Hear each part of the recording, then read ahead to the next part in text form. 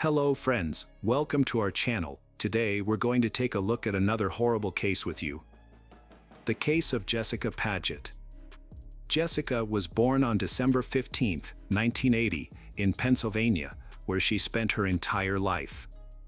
As a child, she was energetic and cheerful. However, her parents, Thomas and Danelle, divorced when she was young. Her mother later remarried, and Jessica formed a close bond with her stepfather, whom she considered her second father.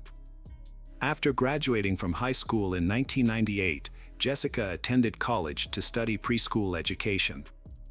It was during this time that she met her future husband, Michael Paget. They began dating, moved in together, and had 2 children over the course of their 8-year relationship. Although they didn't get married until August 2014, Michael was a caring father and husband. However, like any family, they experienced ups and downs in their relationship. Jessica was happy with Michael, but just 4 months after their wedding, she vanished. Before her disappearance, Jessica worked at a kindergarten in Northampton for 2 years.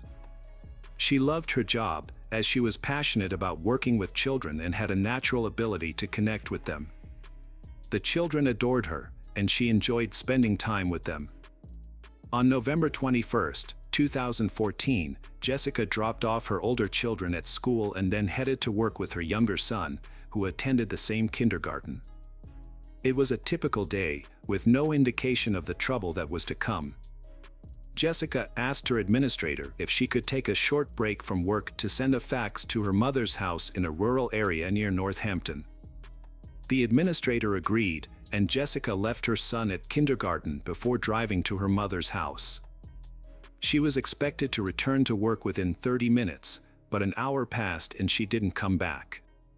Her colleagues tried calling her, but she didn't answer. When Jessica failed to return, the kindergarten administrator contacted her husband, Michael, to ask if he knew where she was. Michael said he was at work and hadn't heard from her.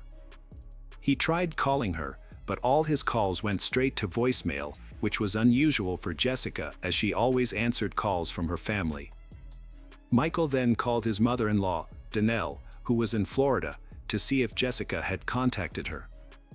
However, Danelle hadn't heard from her daughter all day and was immediately worried. She suggested that Michael call her husband, Greg, who was Jessica's stepfather, to see if he had any information.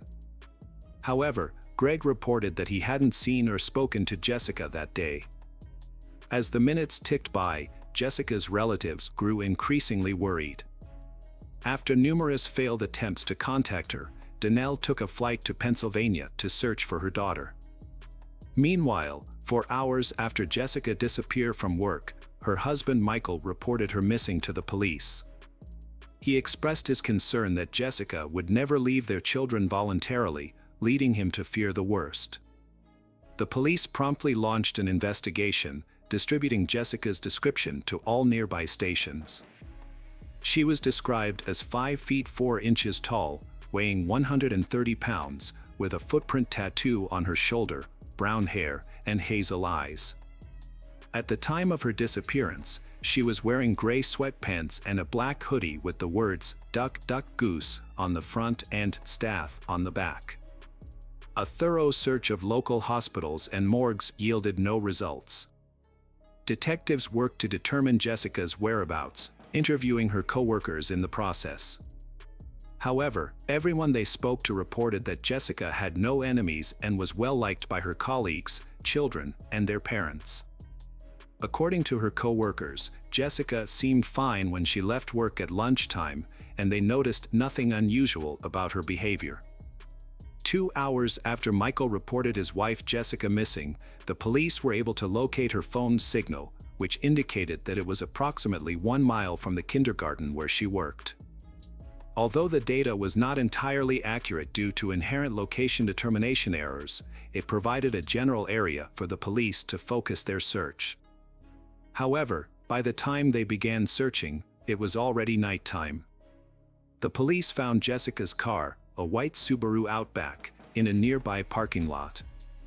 The vehicle was unlocked and empty, with her purse, documents, and bank cards still inside. The keys were in the ignition, and her phone was on the passenger seat next to her purse. There were no signs of a crime in the car, leaving the police with several unanswered questions. Where was Jessica, and what had caused her to abandon her car and valuables so close to her workplace? To answer these questions, the police sought CCTV footage. A camera on the back wall of a store across the street had captured the area where Jessica's car was found. After reviewing the footage with the store manager, the police saw Jessica driving into the parking lot at around 1 p.m. She got out of the car and stood by the driver's door for a short time before leaving and not returning. The investigators were baffled by Jessica's disappearance, as she had left behind her documents, phone, and keys. It was unclear whether she had intentionally gone into hiding. Surveillance footage showed Jessica walking between two buildings towards another parking lot, where she vanished from view due to the lack of cameras. To get a better look at the footage, the investigators made a copy of the video to review on a larger screen at the police station. The Northampton Police Department, being a small force, enlisted the help of the Pennsylvania State Police to coordinate a search effort. Flyers with Jessica's photo were distributed throughout Northampton and surrounding cities, as well as shared on social media and through local news outlets. State police detectives began reconstructing the events leading up to Jessica's disappearance. They started by re-interviewing the kindergarten staff, who revealed that Jessica had left work to send a fax from her mother's house. The detectives then visited the house, which was approximately 4 miles from the kindergarten, in search of answers. The detectives met with Danelle and her husband Greg at the scene and learned that Jessica had keys to their home and could visit at any time. On the day of her disappearance, both Danelle and Greg had been out, Danelle in Florida and Greg elsewhere, which left uncertainty about Jessica's activities at the house. They also checked Greg's fax machine for records of usage, but found that the device was faulty, which didn't provide any clear information. Jessica might have used another fax machine, but it still didn't explain why she had left her belongings in her car. The detectives decided to speak with Jessica's husband Michael, as husbands are often suspects in such cases. To confirm Michael's story that he was the first to leave the house on the day Jessica disappeared, detectives investigated his claim. It was a possibility they couldn't rule out, as statistically, a significant number of disappearances involve a partner. As they continued the investigation, the police arranged a search party, and local media alerted the public about Jessica's disappearance. Anyone with information was asked to come forward. By this point, 48 hours had passed, but no new leads emerged on Jessica's journey to her mother's house. To aid in their investigation, detectives scoured the route to her mother's house for surveillance cameras. One key location, an Exxon gas station adjacent to the main road leading to the mother's residence, had multiple cameras installed. Given the fact that this gas station was strategically situated on Jessica's stated route, the police logically inferred that if Jessica drove in the direction she said, she would be captured on camera. A review of the recording showed that her car was, indeed, captured driving by at approximately 12:56 p.m. From there, the journey to her mother's house took just a few minutes, suggesting Jessica would need to make the short trip back in order to utilize a functional fax machine, which wasn't operational at her mother's home. While fast-forwarding the tape to find a shot of the vehicle's potential return, detectives made a perplexing observation. The footage shows Jessica's white car speeding through a gas station just 14 minutes later. Notably, the car took a peculiar route, turning towards the gas station and continuing onto the other side without stopping, before heading towards the city center, where the car was later abandoned in a parking lot. Given her rapid pace, the likely reason for this unusual detour was a red traffic light at the intersection, which Jessica may have attempted to avoid by cutting through the gas station. From there, she drove onto a different road where the light was green and eventually left her car in the parking lot, where a police officer discovered it later. However, a surprising detail emerged upon closer inspection of the footage. Jessica, who was 5 feet 4 inches tall and 130 pounds, appeared to be much shorter and lighter than the person seen exiting her car. Measuring against the known height of the car, experts estimated that this person stood between 5 feet 11 inches and 6 feet 3 inches tall.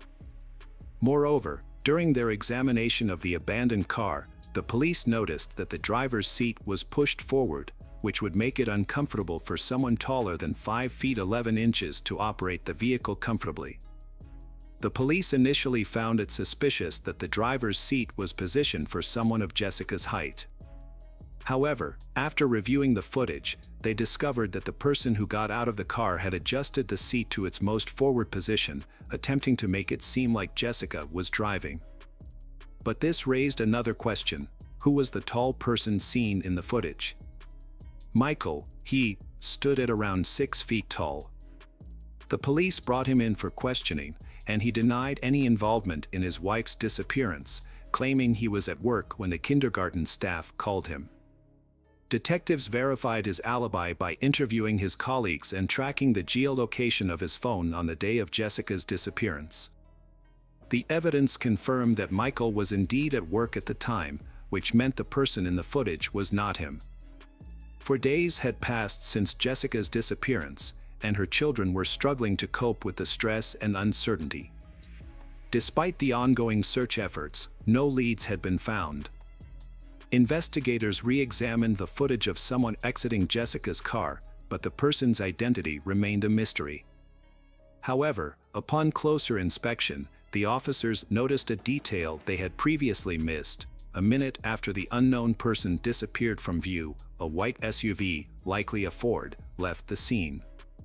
This new information led the police to Greg, Jessica's stepfather, who matched the suspect's height description and owned a similar vehicle.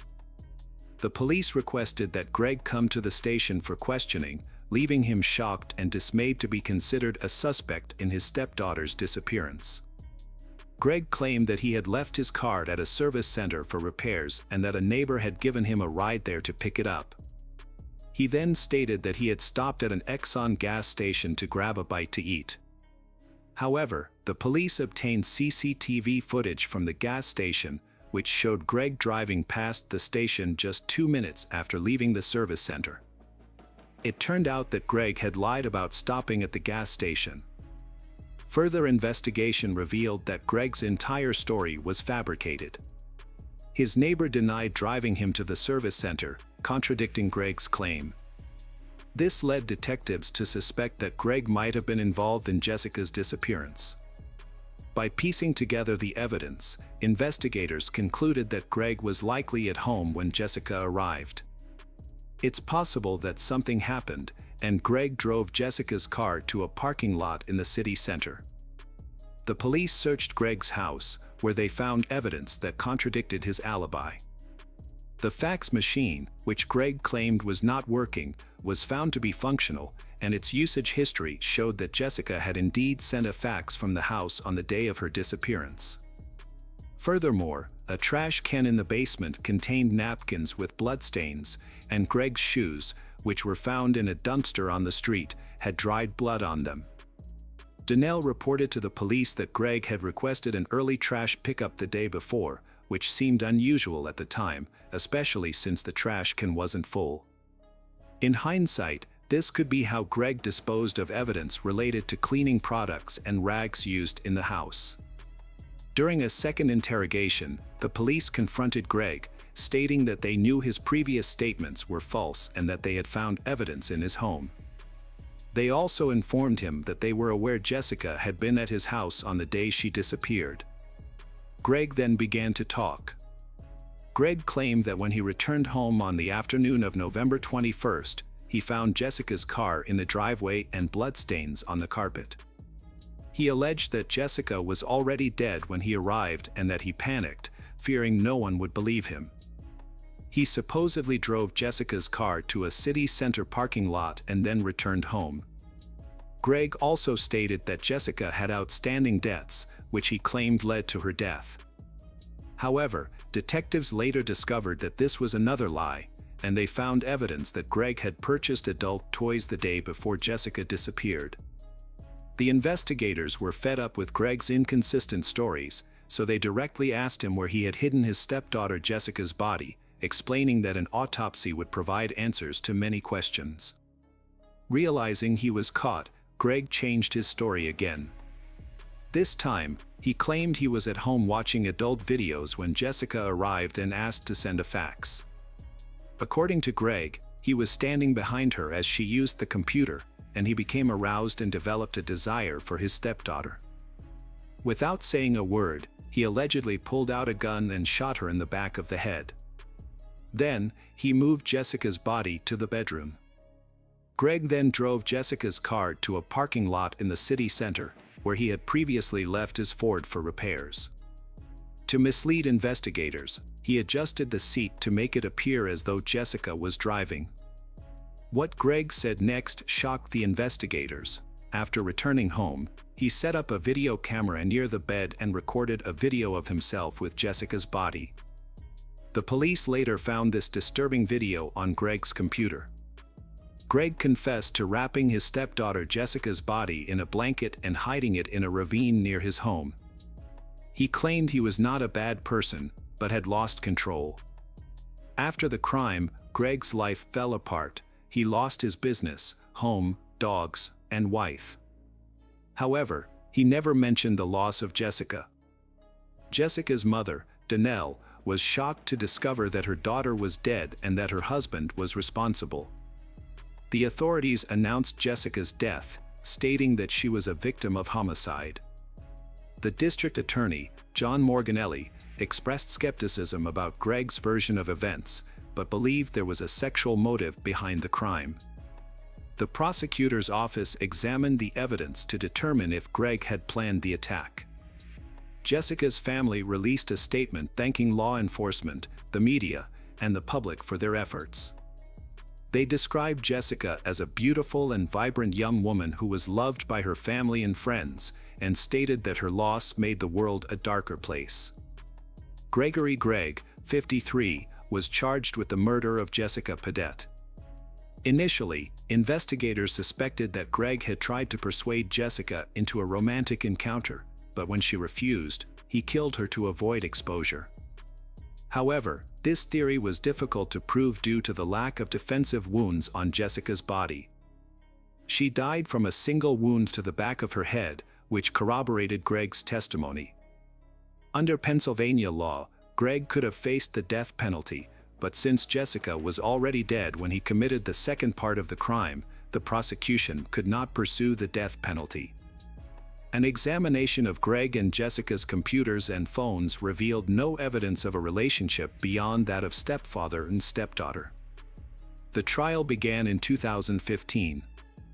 District Attorney John Morganelli noted that Greg's lawyer, John McMahon Jr., failed to submit the results of a mental health evaluation for Greg.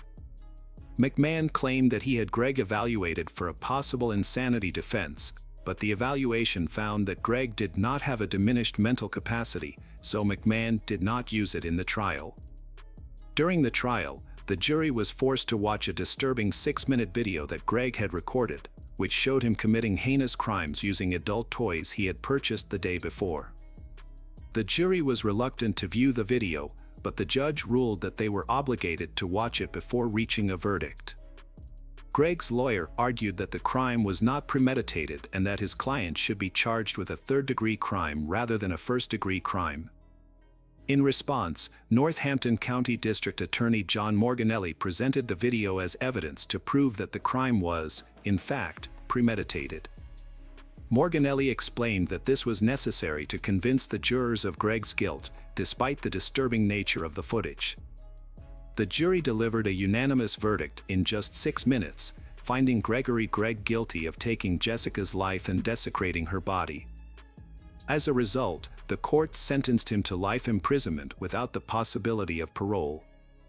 When asked by the judge if he had any final words, Greg simply replied, "No, sir.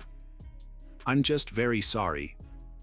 Following the sentencing, the judge advised the jurors to seek counseling from a psychologist to cope with the traumatic case. Jessica's husband, Michael, spoke to reporters, expressing the difficulty of moving on without his beloved wife and raising their 3 children alone. He described Jessica as the most wonderful person he had ever met. In a separate matter, Danelle, Greg's wife, has initiated divorce proceedings. However, the process is proving to be complex and Greg is hindering her efforts. Hello friends, welcome to our channel. Today we're going to take a look at another horrible case with you. The case of Bianca Roberson. Bianca Roberson, born on October 17, 1998, Bianca grew up to be a remarkable individual. She excelled at Bayard Rustin High School, earning straight A's and graduating with honors.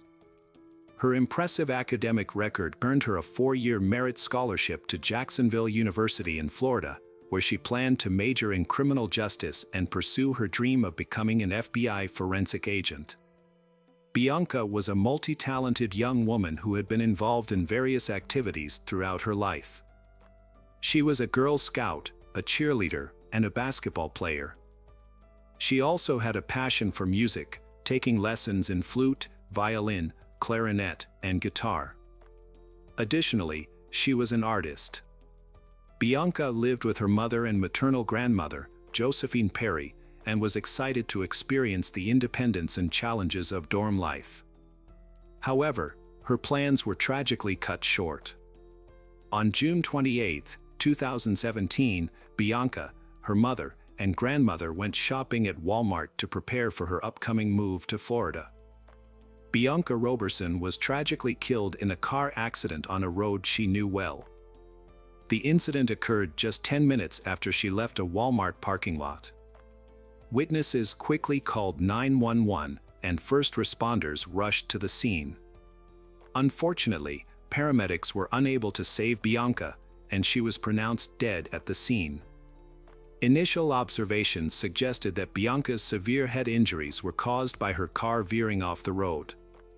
However, as police interviewed eyewitnesses, a crucial detail emerged. A witness reported that Bianca's car had collided with a red pickup truck, which had fled the scene without stopping.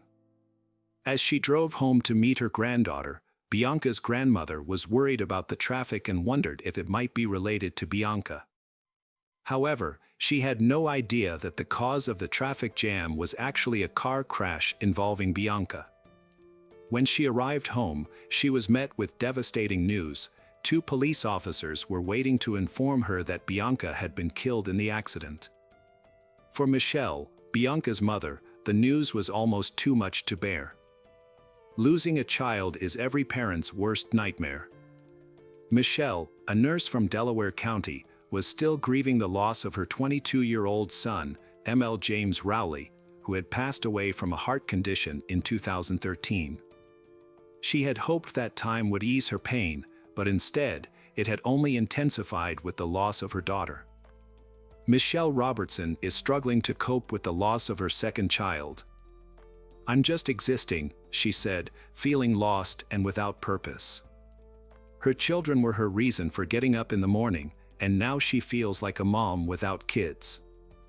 After her divorce from Rodney Robertson in 2006, they managed to put aside their differences and work together as amicable co-parents thanks to their daughter Bianca. Michelle acknowledged that their divorce was not easy, but Bianca's presence helped to calm the tension. "Bianca didn't like it when I spoke harshly to her mother, and she would correct me," he said. Bianca's love for her family, especially her father, brought them closer together. Rodney admitted that Bianca was his favorite, and her devotion to family was inspiring. Bianca's father proudly said that his daughter was one step closer to achieving her dream of becoming an FBI forensic specialist. Bianca was excited to be on her own, but her future career was her main focus. Her hard work had paid off, as she had received a 4-year merit scholarship to Jacksonville University, one of the 3 schools that had accepted her out of the 4 she had applied to. Bianca's father said she had also been accepted to Coastal Carolina and the University of Georgia. Investigators were seeking CCTV footage to confirm the initial belief that Bianca's car veered off the road after colliding with a red pickup truck. If this were the case, it would imply that Bianca's death was no accident, but rather a deliberate act that required the police to identify a perpetrator.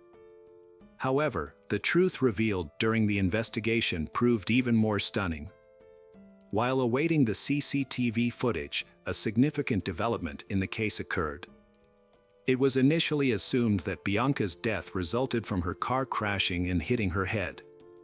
Yet, during the autopsy, forensic experts made a startling discovery: there was a bullet in Bianca's head. This revelation drastically altered the course of the investigation. What initially seemed like an accident and later a collision with a red pickup truck was revealed to be a death caused by a gunshot wound to the head. The autopsy report's findings prompted detectives to meet with Bianca's family, bringing devastating news that her death was no accident. This revelation sent shockwaves, especially for her mother, Michelle, who couldn't fathom why anyone would harm her daughter. Bianca had a close-knit relationship with those around her, and her family couldn't identify anyone who might have wished her harm. Desperate for answers, the Robertson family relied on investigators to identify the person responsible for Bianca's tragic death. Upon reviewing the security footage from the Walmart her family visited on the day of her death, detectives found no suspicious activity. The detectives closely examined the family's actions from the moment they left their cars to the time they departed the parking lot. They dismissed the possibility that someone from Walmart could have followed Bianca and shot her, as she had not argued with anyone during their visit. The family had simply shopped, loaded their purchases into Bianca's car, and left. The investigation suggested that the motive for Bianca's death might be linked to an incident that occurred while she was driving home on the highway. Bianca's mother recalled, "We packed all the bags into Bianca's car," referring to the 2009 Chevy Malibu they had purchased for her 16th birthday from CarMax. Michelle recalled that her mother had chosen the car Bianca was driving when she first got her permit. According to Michelle, Bianca's mother said that Bianca had gotten everything she wanted, but Michelle didn't think of her as spoiled. Instead, she believed Bianca was simply loved and also willing to work for the things she desired.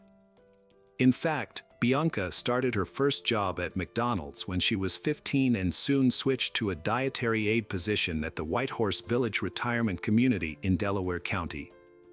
Michelle remembered that she had received a large number of letters and cards from the residents at Whitehorse Village who adored Bianca. After the police obtained traffic footage from CCTV cameras, Michelle pointed out that there were no cameras at the exact location where Bianca veered off the road. However, there was a camera about a mile away. To help illustrate the location, Michelle suggested looking at Google Maps. According to the map, Bianca lost control of her car where two lanes merged into one. When investigators reviewed the recording, they found evidence that supported the account of Bianca's encounter with the driver of the red pickup truck. The footage showed they cars traveling side by side, approaching a point where their lanes merged into one. It's possible that the conflict began when one driver failed to yield to the other. Given the tragic outcome, investigators inferred that the driver of the red pickup truck might have been the one who fired the shot. However, the poor quality of the footage made it impossible to read the pickup truck's license plates or see the driver's face. Nevertheless, from that point on, the driver of the pickup truck became the primary suspect in Bianca Roberson's death. Detectives were tasked with identifying the man, but they only had a blurry image to work with. After inquiring with Bianca's family members, it became clear that none of them knew anyone who owned a red pickup truck. The police then re-interviewed the witnesses who were present at the scene and those who had called 911, but unfortunately, none of them had caught a glimpse of the vehicle's license plate. The Bianca Roberson family has received an outpouring of support from friends, strangers, and people of all ages since Bianca's passing. A vigil was held just 2 days after her death, and many have reached out to share their stories and condolences. Bianca's family describes her as a selfless and compassionate person who always put the needs of others before her own. According to her mother, Michelle, Bianca would often take in children who were in need, even if it meant sneaking them into their home without permission. When confronted about her actions, Bianca would simply say that she wanted to help others in the same way she would want someone to help her if she were in a similar situation. This kind of empathy and kindness was evident in many aspects of Bianca's life, including the time she witnessed a car accident and immediately asked her mother if they could stop to help. A kind-hearted woman's first instinct was to invite those eating alone to join her family for dinner. In the aftermath of Bianca's car accident, investigators analyzed footage from distant cameras to determine the direction of the red pickup truck involved in the incident. To gather more details about the truck, including its brand, model, and license plate, they required higher quality footage. The police sought the public's assistance through the media, asking anyone with information about the truck to come forward. Following the accident, the pickup truck turned towards Poi Pike. To find evidence, detectives visited nearby houses and shops, searching for cameras that might have captured the truck. After an extensive search, they found a camera with good quality footage, taken around 5 minutes after witnesses called 911 to report Bianca's car accident. Upon analyzing this footage, detectives saw the red pickup truck driving by shortly after the incident. The investigation continued, but the license plate of the suspect's car remained unknown, and it was unclear if the car in the footage was the same one or just a similar vehicle. However, 2 days after the incident, a new lead emerged when a woman contacted the police, claiming to have seen the car they were searching for. She also reported seeing the driver's face. She described the car as a red pickup truck that overtook her, stopped at the Poi Pike intersection, and then turned left. This information was crucial in narrowing down the search area and also revealed that the pickup truck in the footage was not the actual suspect's vehicle, but rather a similar-looking truck. Her description helped a forensic artist create a sketch of the suspect, who was identified as a white male, 25 to 35 years old, with brown hair and a stubble beard. The police released the suspect's sketch, hoping someone would recognize the person and come forward. They showed the sketch to Bianca's family, but no one recognized the individual. As the investigation continued, detectives began to consider the possibility that Bianca's death was a hate crime. To gather more evidence, the police canvassed the area where the red pickup truck was last seen, visiting homes and businesses near the intersection where it turned left. They were searching for a high-quality surveillance recording that could provide answers to their questions. Their efforts paid off when a homeowner, who lived less than half a mile from the intersection, provided the police with a recording from their driveway surveillance camera. By estimating the time it would take to drive from the crime scene to the homeowner's location, the police quickly found the relevant footage. Although the new footage was of better quality than the previous one, its angle made it impossible for the police to identify the car or its driver. The police worked hard to find another recording from a closer camera, and they got lucky. Although the license plate was not visible, they were able to identify some unique features of the car. These features included a sticker on the right side window, a vertical dent on the passenger door, and damage to the hood. With these details, the police had a much better chance of finding the car. The police sought the public's help in finding the truck and its driver by offering a $5,000 reward for any information that could aid in the investigation. They were confident that someone would recognize the distinctive vehicle. 3 days after Bianca Roberson's death, a lawyer contacted the police station on behalf of a client who wanted to turn himself in, stating that his client was connected to the incident that resulted in Bianca's death. The incident occurred on a recent Wednesday at approximately 5:30 p.m. Bianca Roberson, an 18-year-old who had just graduated from Westchester Ruston High School, was driving on Route 100, a two-lane highway, on her way to Jacksonville University. Her life was full of promise, with a loving family and a bright future ahead. As she approached the merge with Route 202, the road narrowed from 2 lanes to 1. A common merge on a southeastern Pennsylvania highway turned deadly last Wednesday when a dispute over positioning escalated into violence. Bianca Roberson was merging from 2 lanes to 1 when a man in a red pickup truck, also merging, became agitated and shot her in the head. The suspect, 28-year-old David Desper of Pennsylvania, surrendered to police with his lawyer. Although he refused to testify, he consented to a search of his home and revealed the location of his pickup truck. David was subsequently arrested and charged with Bianca Roberson's murder. The police tracked down the suspect's vehicle, a pickup truck, at a location David had previously mentioned. Unique features on the truck, such as stickers on the windows and damage to the body, made it unmistakably clear that it was the same truck involved in the crime. The investigators searched David's residence and found the firearm that was used to shoot and kill Bianca Roberson. Despite this major breakthrough in the case, the authorities remained baffled as to the killer's motivation. Over 800 loved ones and members of the community attended a heart-wrenching farewell ceremony at the St. Paul's Baptist Church in the suburban Westchester borough, which lies approximately 25 miles. During the funeral service, many people paid tribute to she, including her brothers, officials from her high school, the chief admissions officer from the university she was set to attend, and friends. In his eulogy, Pastor Wayne Croft Sr. drew a comparison between the shooter and 2 other infamous cases: George Zimmerman, who shot and killed Trayvon Martin, a black teenager, in Florida in 2012, and was acquitted of murder in 2013, and Michael Dunn, who shot and killed Jordan Davis, another black teenager, in Florida in 2012, after a dispute over music. Dunn was convicted and sentenced to life in prison plus 90 years. The pastor expressed the sentiment of the black community, stating that regardless of whether Bianca's murder was a result of road rage or racism, the fact remains that a brilliant young black woman's life was lost. During the trial in September 2018, David Desper was asked to explain his motive for committing the crime. Instead of providing an answer, he requested forgiveness from Bianca's family. For Bianca's parents, the thought of facing their daughter's alleged killer was daunting.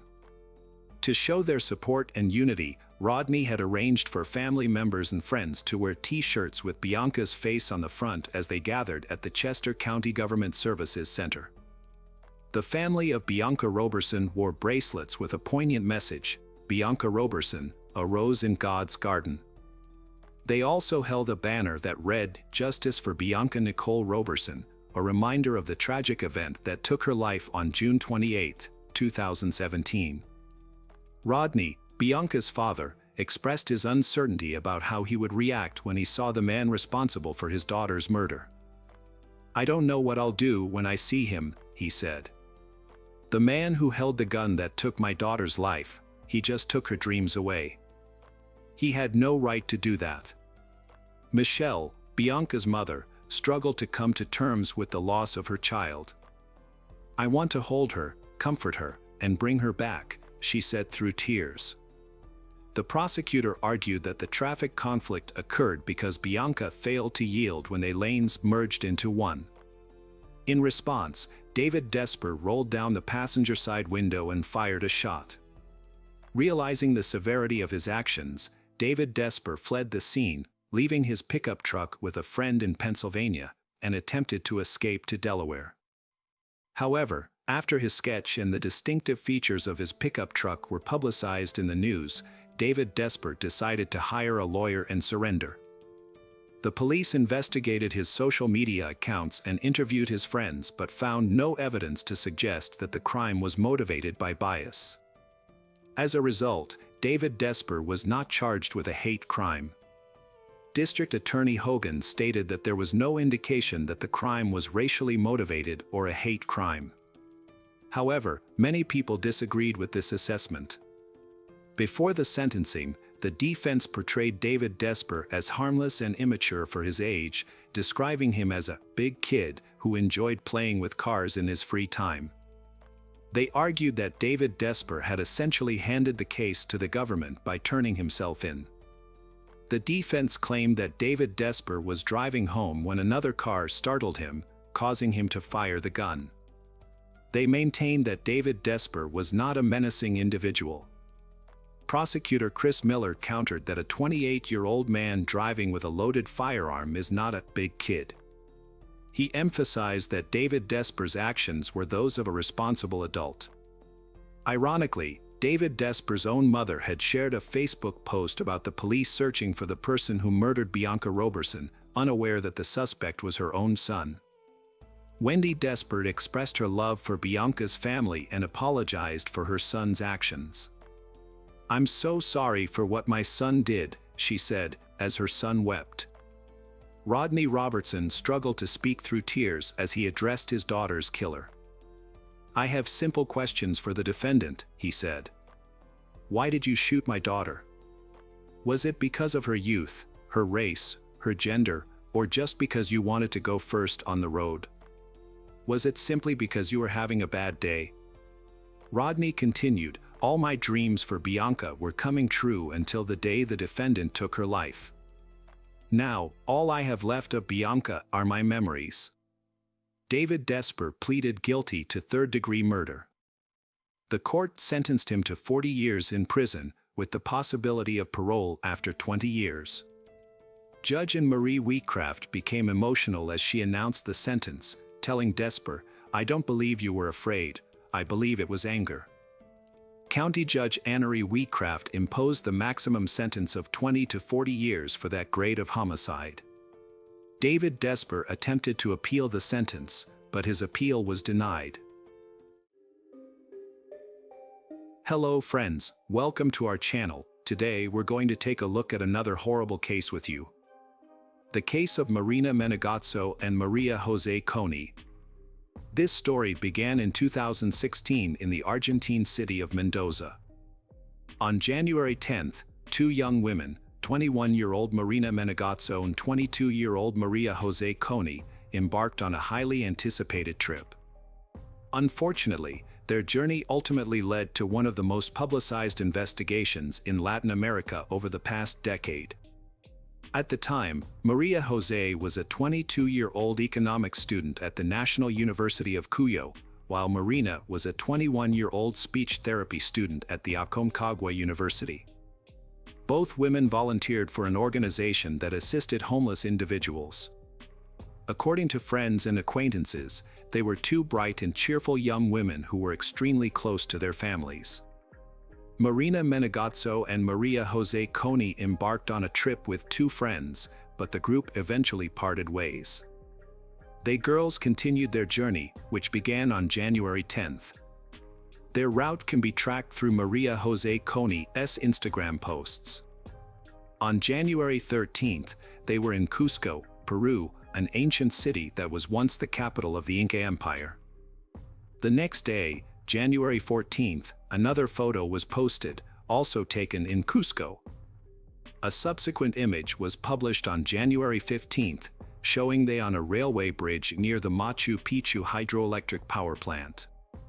Machu Picchu is a famous ancient Inca city, often referred to as the City Above the Clouds, and is a UNESCO World Heritage Site.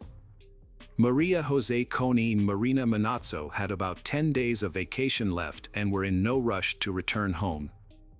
They decided to revisit Montañita, the town in Ecuador where their trip had begun. On February 22nd, Maria Jose Coney posted a photo of herself with Marina Menegazzo on Instagram, which would be her last post. On the same day, they contacted their families in Argentina to let them know they would be returning soon. They planned to take a bus from Ecuador to Lima, Peru, where they would spend the night at a friend's house. From Lima, they would fly to Santiago, Chile on February 25th, and then take a bus to their hometown of Mendoza, Argentina. They informed their relatives that they would be unreachable by phone for a few days due to poor signal reception. However, when their relatives tried to contact them, they were unable to get in touch. As the days passed, there was no activity on Maria Jose Coney and Marina Menegazzo's social media accounts, causing their relatives to become increasingly worried. Marina Manazzo's sister took to social media to raise awareness about their disappearance. She posted a photo of the girls with a message stating that they had gone missing on Monday, the 22nd, in Montevideo, Ecuador, and asked people to share the information. The families were eager to know if they had left the country and boarded a flight, but their attempts to contact the airline were met with no response.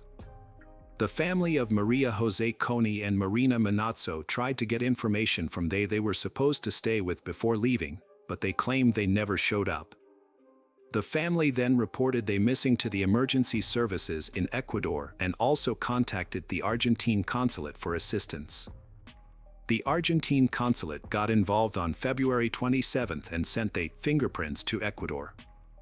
This was done because a few days earlier, on February 25th, an unidentified woman's body was found in Montevideo and taken to Guayaquil. The authorities compared the fingerprints from Argentina with those of the unidentified body and confirmed that the body was that of Maria Jose Coney. On Saturday, February 27th, police investigated the area where Maria Jose Coney's body was discovered and found the body of Marina Manazzo just 43 yards away. Like Marina Manazzo's body, Maria Jose Coney's was also wrapped in a plastic bag and duct tape. According to the Ecuadorian police, the killer attempted to conceal Marina Manazzo's body by placing an object on top of it, which initially prevented its discovery. During the autopsy, the medical expert determined that Maria Jose Coney's death was caused by severe blunt force trauma to the head. Her injuries also included a broken leg, a broken toe, and what authorities described as genital injuries. Additionally, markings on her wrist suggested that she had been restrained. Marina Manazzo died from 6 stab wounds to the neck and had similar wrist markings, indicating that she had also been tied up. Their deaths occurred on February 23rd. Toxicology tests revealed that their blood contained a high amount of a psychiatric medication. Based on the circumstances of their deaths, police believed that they had not taken the medication voluntarily and may not have even known they had ingested it. It is likely that someone had mixed the medication into their food or drinks without their knowledge. A breakthrough in the case came just 24 hours after the discovery of the second body. The President and Interior Minister of Ecuador announced that the police had made an arrest, sparking mixed emotions among the victims' families. Alberto Segundo Mina Pon, 33, and Aurelio Eduardo Rodriguez, 39, were taken into custody and quickly confessed to the crime, revealing the events that had transpired. Physical evidence found at the home of one of the suspects, Mina Pon, included bloodstains. The police also recovered Marina's phone, backpack, and other belongings near the house.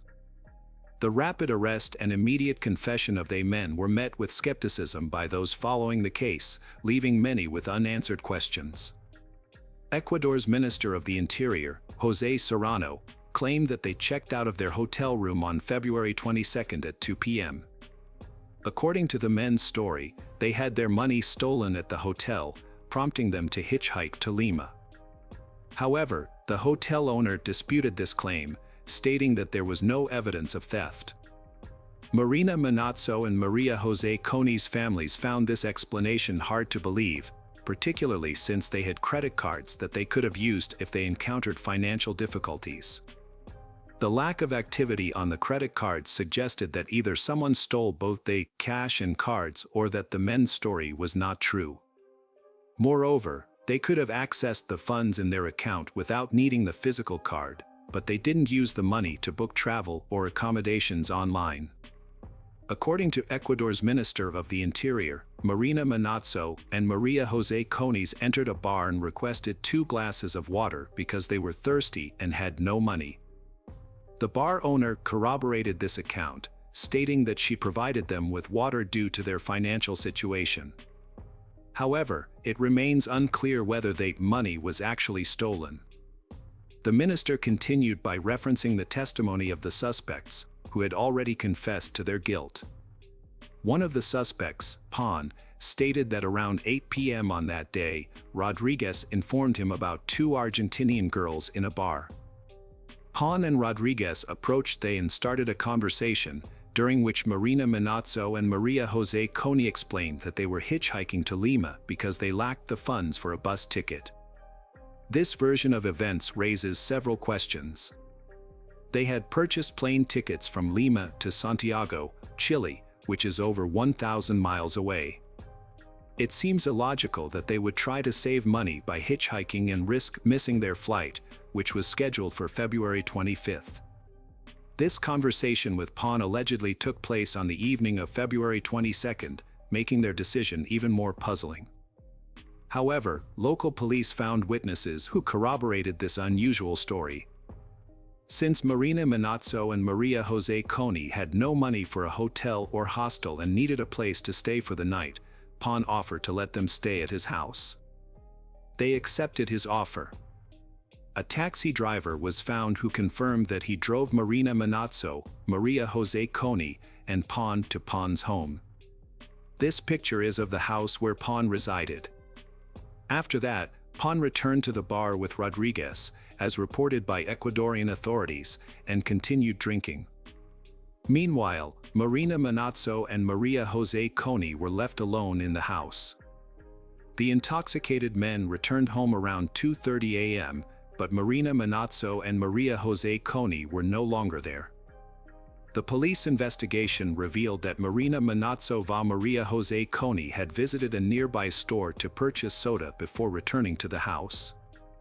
A store cashier confirmed this, indicating that Marina Manazzo va Maria Jose Coney still had some money on them. According to Pon's account, when they returned to the house, he stayed in one room with Maria Jose Coney, while Rodriguez was in another room with Marina Manazzo. Pon admitted that he attempted to persuade Maria Jose Coney into a romantic encounter, but she resisted and tried to leave. In a fit of rage, Pon grabbed a stick and struck Maria Jose Coney on the head, killing her instantly. At the same time, he heard a scream coming from the other room. Upon entering the room, he found that Rodriguez had also taken Marina Manazzo's life. Rodriguez immediately fled the scene, leaving Pon to contemplate how to dispose of the bodies. Pon attempted to erase all evidence from the house by wrapping the bodies in plastic bags and duct tape. In the afternoon, he borrowed a cart from an acquaintance and transported the bodies to a wasteland near the ocean shore, approximately 440 yards from his home. It is essential to note that this account is the official version provided by the Ecuadorian authorities. However, this narrative leaves several questions unanswered, including the origin of the marks on her wrists and the presence of a potent drug in the blood of both girls, as revealed by toxicological analysis. Her family questioned the Ecuadorian authorities' account due to numerous inconsistencies in the case. They suspected a possible connection to human trafficking and believed the authorities might be protecting someone. The family's doubts were fueled by several factors. They had run out of money but did not use their credit cards, suggesting that they may have been coerced or deceived. Additionally, it was reported that they were under the influence of drugs, which raised suspicions about their supposed activities. Notably, the only people who claimed to have seen Marina Manazzo and Maria Jose Coney on the day of their disappearance were a select few who corroborated the authorities' version, including the owner of the bar, a taxi driver, and a cashier who allegedly sold soda to one of they. Furthermore, the town's relatively small population of 5,000 residents made it surprising that no one else came forward as a witness. The families of the victims were confused by several aspects of the case. They couldn't understand why the bodies were found 2 days apart, despite being only 43 yards away from each other. It also seemed strange that Marina Manazzo va Maria Jose Coney had sought help from Pon and Rodriguez, rather than approaching one of the many Argentine tourists in the area. The brother of one of the victims reported seeing used syringes on the floor when he was taken to the crime scene by the Ecuadorian police. However, when he asked about them, the syringes mysteriously disappeared. Furthermore, the syringes were not visible in crime scene photos, and the experts who examined the area denied their existence. The family suspected that Pon and Rodriguez were involved in something more sinister, such as human trafficking, and that they were being used as a cover. The authorities responded by scheduling a second autopsy and a new toxicological examination. Additionally, it was discovered that both defendants had repeatedly changed their story about the events surrounding Marina Manazzo and Maria Jose Coney deaths. According to one version, Pon denied involvement in the crime and instead claimed that the perpetrator was a Venezuelan illegal substance dealer known as El Chamo, who lived in the area. However, when questioned by the police, El Chamo denied any involvement and offered to take a polygraph test or provide a DNA sample to prove his innocence. The crime scene yielded several DNA samples, including those from Pon and the deceased girls, as well as some unidentified samples. Further testing revealed that the unidentified samples did not match Rodriguez, who was suspected of being Pon's accomplice, nor El Chamo, who was ultimately ruled out as a suspect. A second autopsy, conducted by Argentine experts, revealed that the girls were in a state of vulnerability and unable to defend themselves before their deaths. The autopsy also confirmed that they were subjected to forced intimacy before being killed. The autopsy revealed additional details, including that Maria Jose Coney had bruises and scratches only on one side of her body, suggesting she may have been ejected from a moving vehicle. Furthermore, a new toxicological analysis confirmed that both girls had been given a potent psychiatric medication that can impair a person's willpower. A disturbing reaction swept across Latin America following the incident. Unfortunately, the public's response often blamed the victims, and in this case, they were held responsible for their own deaths. Not only were they criticized by ordinary internet users, but also by well-known public figures. During the same time, Berlin hosted a tourism fair where Rira gave an interview to a German news agency. Her comments were alarming, as she stated that the deaths were inevitable given the way they traveled. She also revealed that she had never visited Montanita, a popular tourist destination, because it didn't match her social status. These comments were essentially victim blaming at the state level, which is a sad and concerning fact. Following an interview with Riva Dera, the Ecuadorian government issued an apology to the families of Marina Manazzo and Maria Jose Coney, and one woman was fired. Among those heavily criticized was Argentine psychiatrist Hugo Narton, who described they as favorable victims and implied that they provoked others to commit crimes. However, after intense backlash, Dr. Narton claimed he had been misunderstood and emphasized that he never intended to excuse or absolve criminals of their responsibilities. A Paraguayan student, Guadalupe Aosta, wrote a Facebook post in response to online comments that blamed Marina Manazzo and Maria Jose Coney for their tragic fate. The post went viral, receiving over 700,000 reposts in the first week. It began with the haunting words, "Yesterday, I was killed."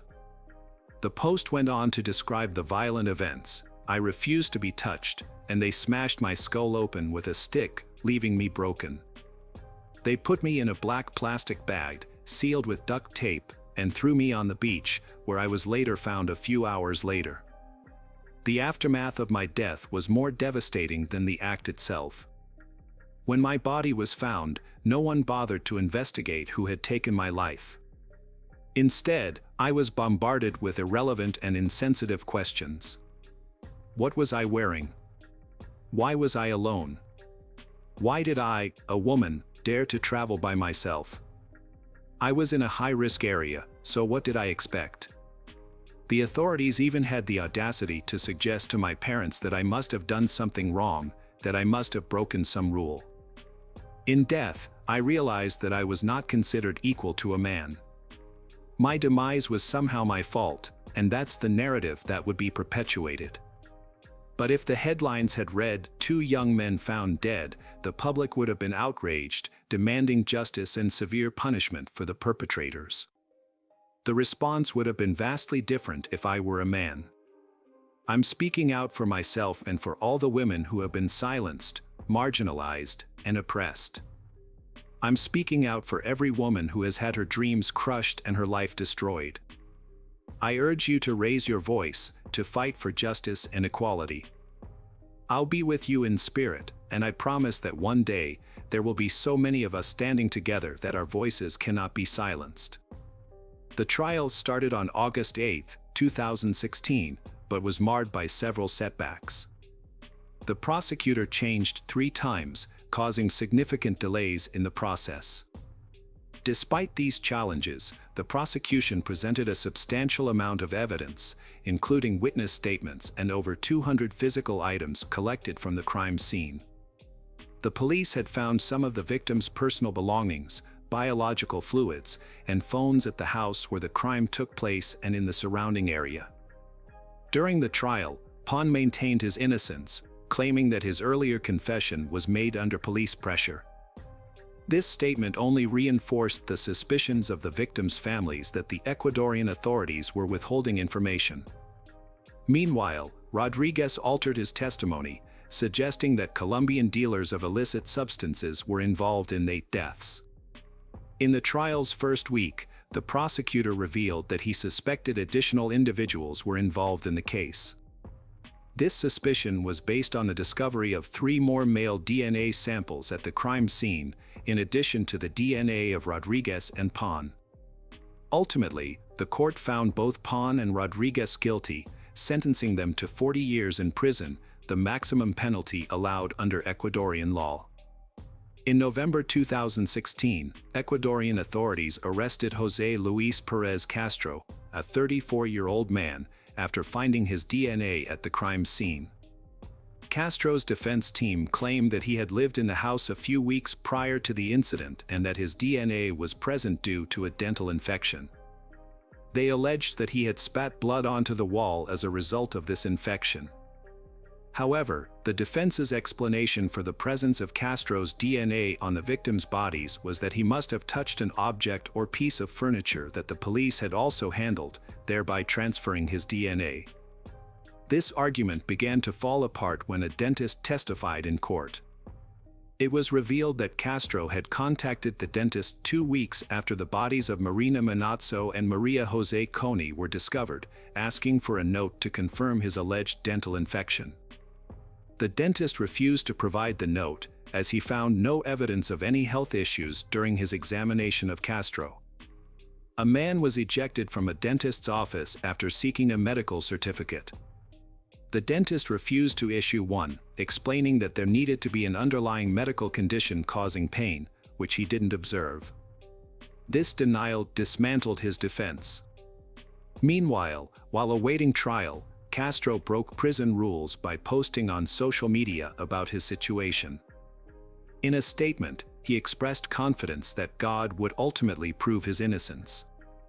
Despite his persistent claims of innocence, Castro was ultimately found guilty and received a 40-year prison sentence, just like 2 others, Alberto Pan and Eduardo Rodriguez. Hello friends, welcome to our channel. Today, we're going to take a look at another horrible case with you, the case of Michelle Leng. Snapper Point is an Australian conservation area situated near Fraser Park Beach, close to Catherine Hill Bay, New South Wales. The area surrounding Cape Snapper Point draws adventurous tourists who climb it in search of remarkable photographs, as it comprises entirely of steep, irregular volcanic rocks. On April 24, 2016, at 10:30 a.m., a group of hikers walking at the foot of the promontory noticed a large object floating on the surface of the water. They reported the discovery to law enforcement, and the police arrived at the scene and removed an unidentified package. After examining the findings on shore, they discovered the body of an unknown woman with multiple injuries, suggesting that the victim had been subjected to a brutal assault. She was not identified, but news reports described her as an Asian female between 20 and 30 years old, of average height. 5 years earlier, a major airport in the northern Sichuan province of the People's Republic of China saw off 20-year-old Leng during a torrential downpour. The girl tearfully said goodbye to her beloved mother after the death of her father in 2008. Her mother became the closest person to her. Leng flew from her native China to the distant country of Australia, where she had dreamed of studying since her childhood. 11 hours later, the plane landed in Sydney. It was the first time Leng had made such a long journey alone, but she was determined to achieve her dream, so she easily overcame any difficulties. She was met at the airport by her own aunt and her son, who was only 2 years younger than Leng. The oldest and most populous state in Australia is New South Wales, where 1 in 3 Australians live. It was here that Leng's early years were spent after moving here. Since coming to Australia, Leng has lived happily with her 48-year-old aunt, her young husband, Derek Barrett, and her cousin in their camping house. The girl had a private room where she spent almost all of her free time. Leng loved to read and draw, so she would spend hours in her room pursuing her favorite hobbies. For the convenience of living in another country, Leng changed her name to Michelle. Michelle Leng enrolled at the University of Technology in Sydney, where she successfully studied economics and hospitality management.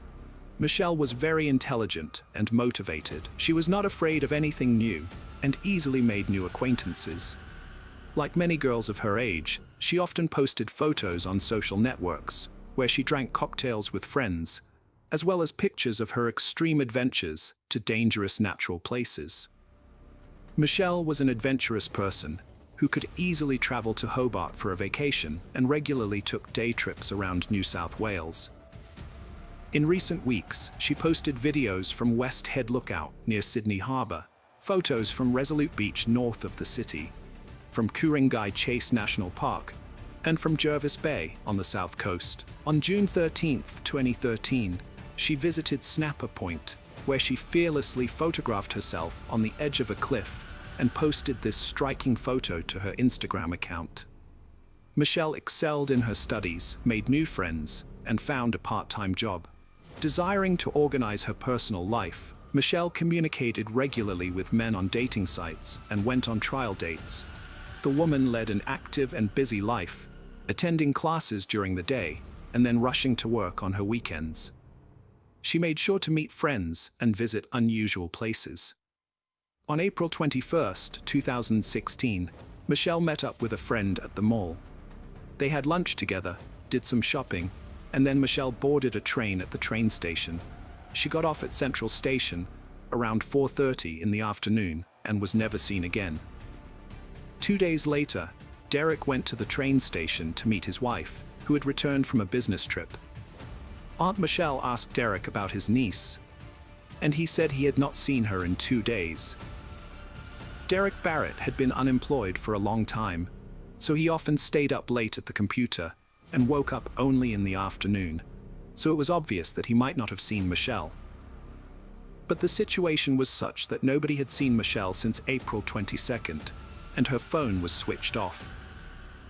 Having called all of Michelle's acquaintances and friends, the aunt became even more worried. She inspected the girl's room, but it was in perfect order, as usual. After going through the girl's laptop, the family concluded that Michelle had not returned from her date, and perhaps something had happened to her. Her absence was quite unusual, as she was in regular contact with friends and family members living in China and Australia. The next day, Michelle's aunt and her husband Derek went to the police station and filed a missing persons report. They also reported Michelle Leng's disappearance to the Chinese embassy on April 24, 2016. The body of an unidentified woman, wrapped in a plastic bag, was discovered by a group of tourists at Snapper Point. While Michelle's relatives in China and Australia were searching for her, local news channels reported the finding of the woman's body. A compiled sketch of the victim made it clear that it was Michelle. It took the police 3 days to identify her after they made a sketch of her. From that point on, Michelle Leng was officially listed as a missing person, and an investigation was launched. After interviewing Michelle's close relatives who were living with her, the initial theory was that she had been attacked by an unknown person with whom she had planned to meet that day. CCTV footage tracked the girl's movements, on the day she went missing, but the surveillance cameras and footage from a short train journey showed that Michelle was alone. According to her friends, she had no plans to meet anyone that day and was in a rush to get home. Reviewing social networks and correspondence of the girl did not confirm the presence of a young man with whom she could have met. The version about a secret stranger who could have committed the crime was not confirmed. The results of the forensic examination confirmed that Michelle's body had sustained multiple injuries, and she had most likely tried to fight off her attacker, resulting in multiple stab wounds. Police Chief Inspector Gary Jubelin said the interpretation of the situation is that Michelle was brutally assaulted before her death, but she was spotted on her way home and did not go out anywhere else, so the perpetrator must have attacked her in that area.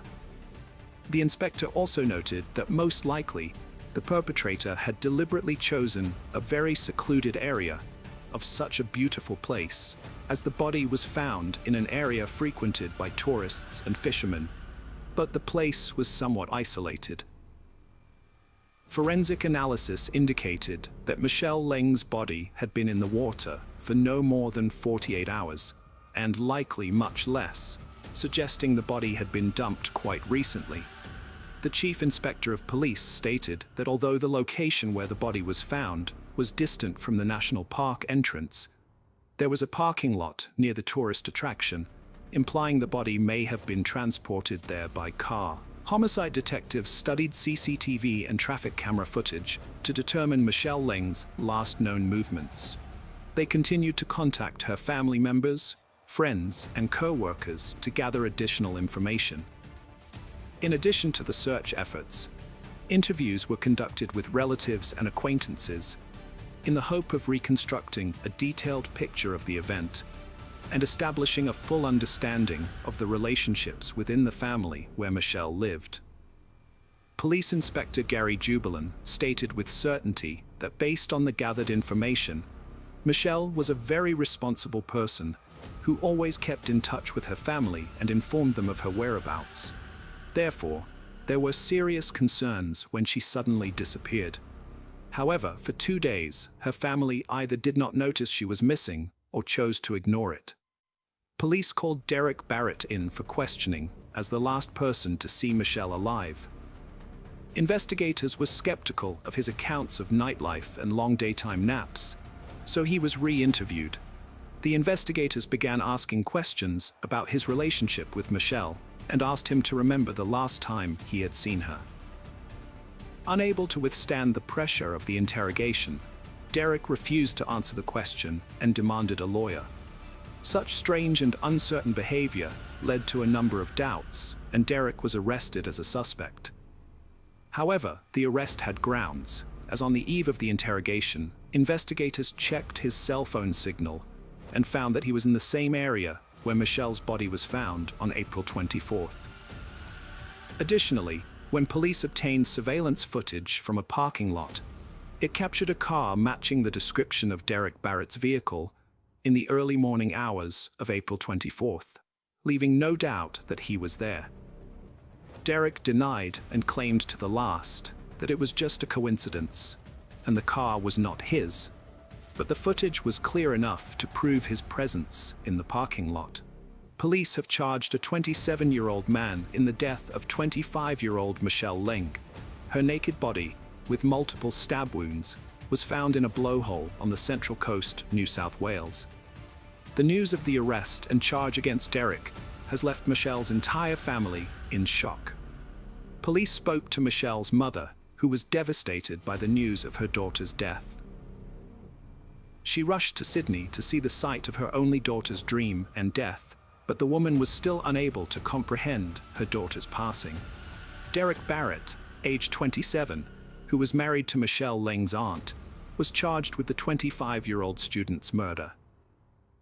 This occurred after the police released CCTV footage that captured her last shopping trip in the central business district of Sydney on April 21st, as well as her journey back home.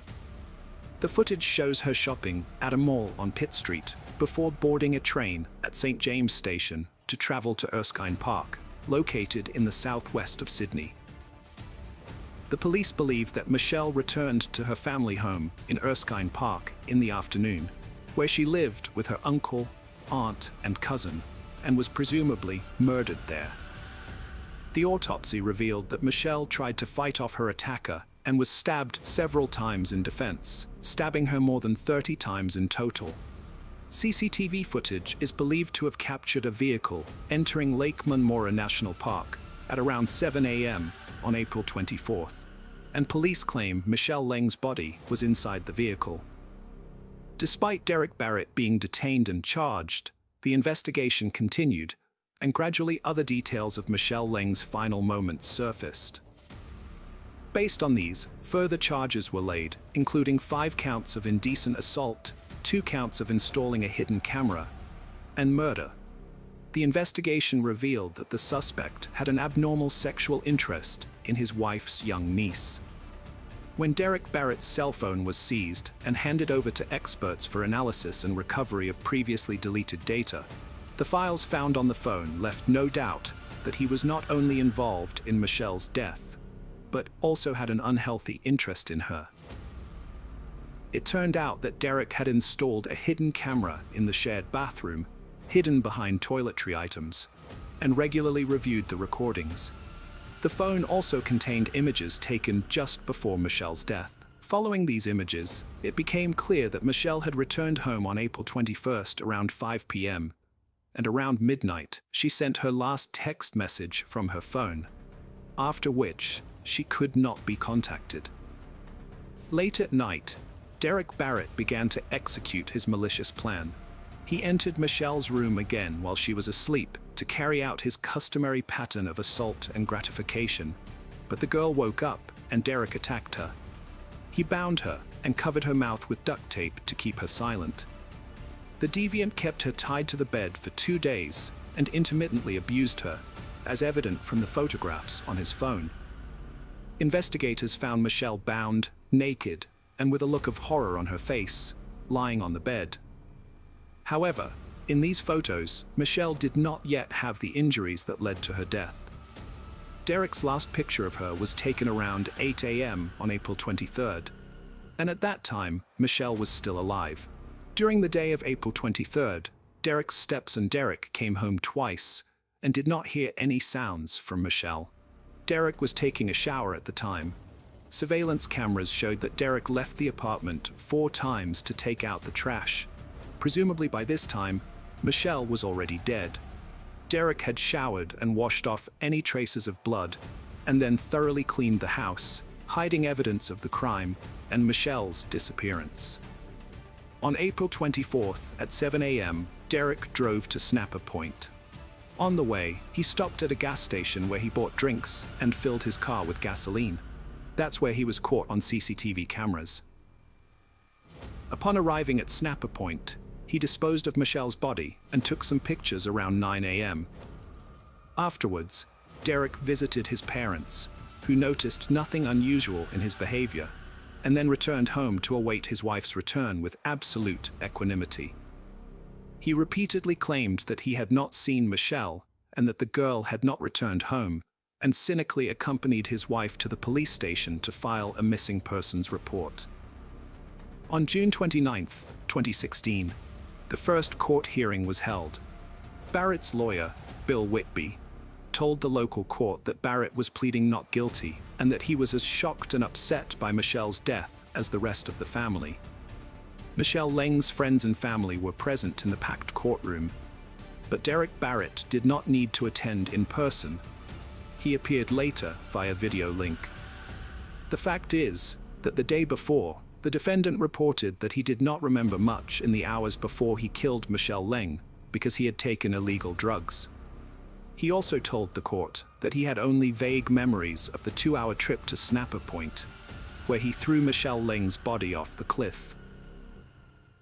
Before attending the court hearing, Derek Barrett was examined by a psychologist.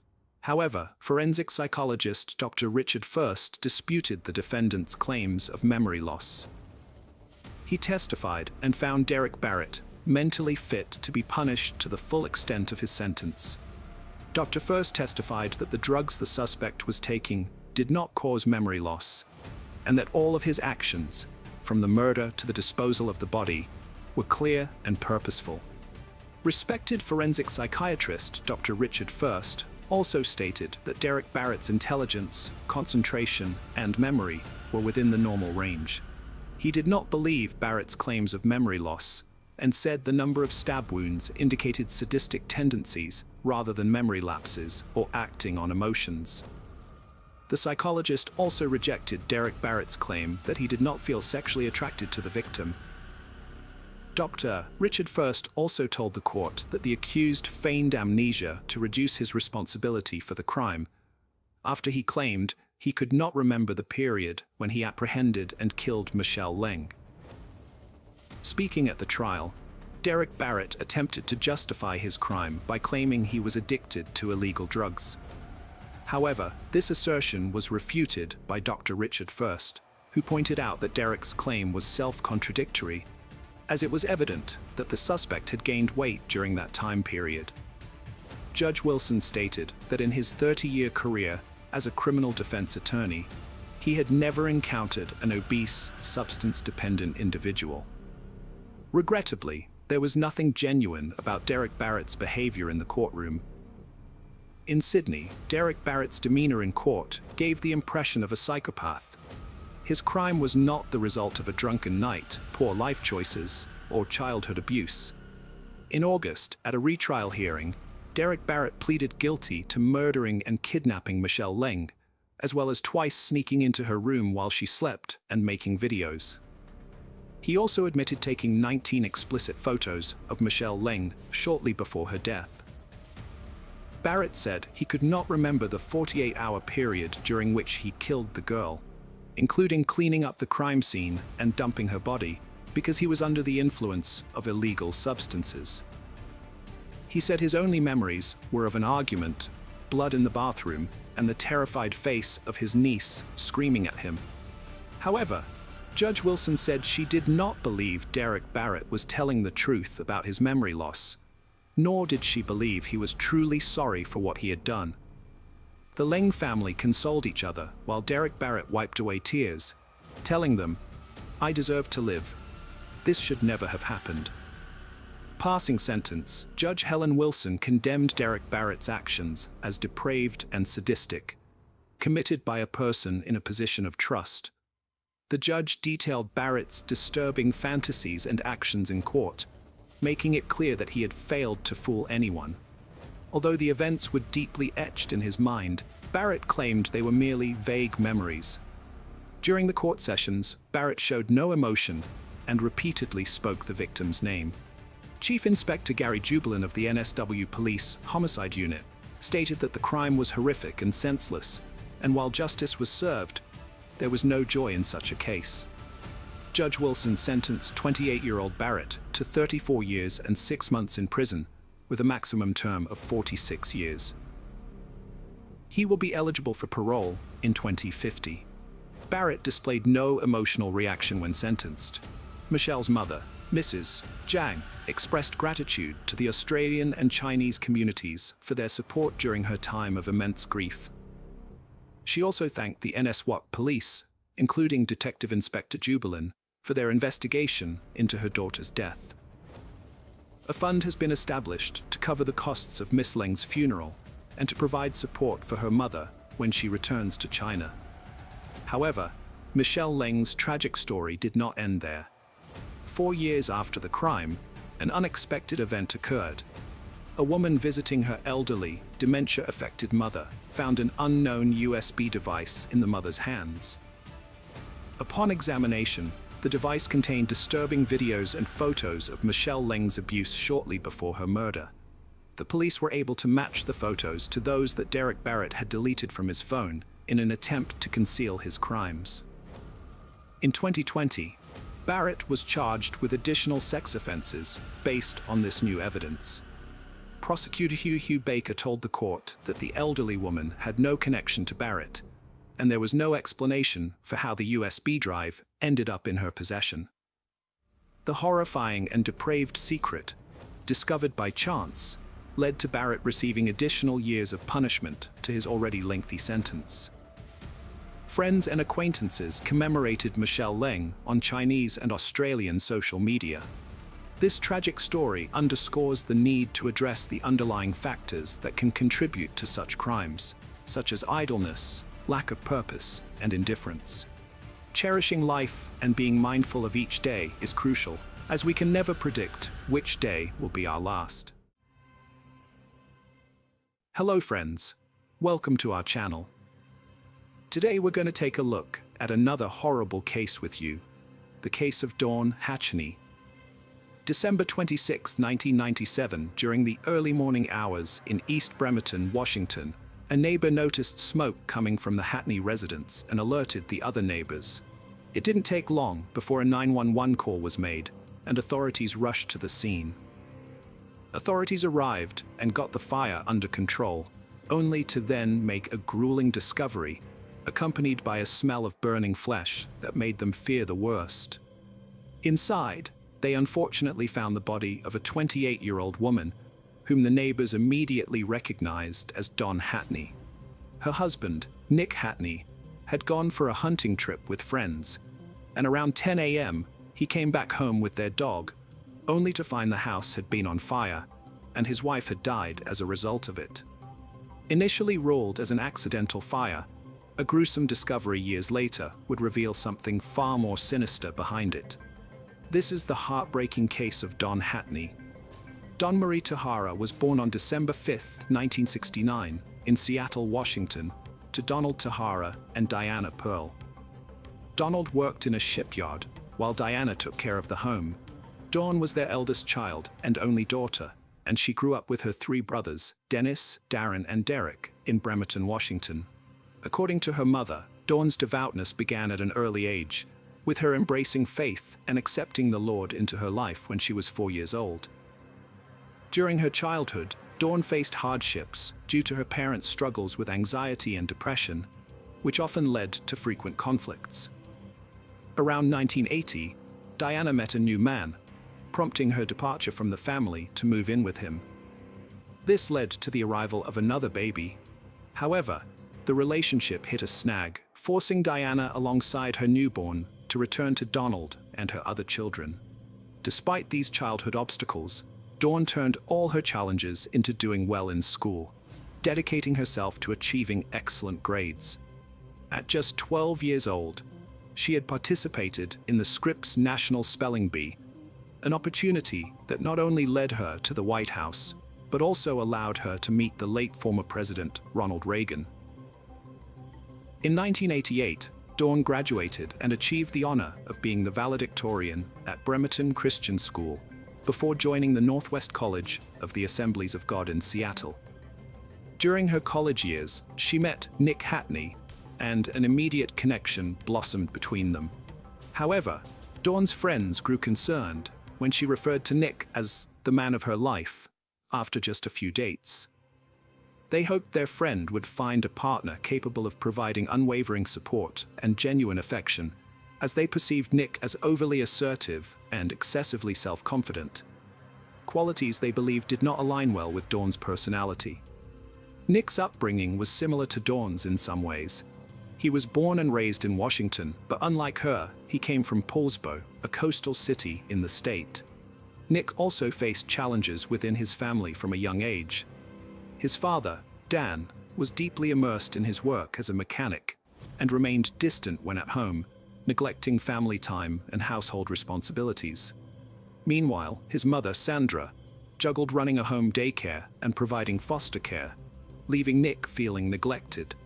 He confided in his friends, expressing a sense of being less favored than his siblings, and even the foster children, perceiving his mother's feelings toward him as a form of hatred.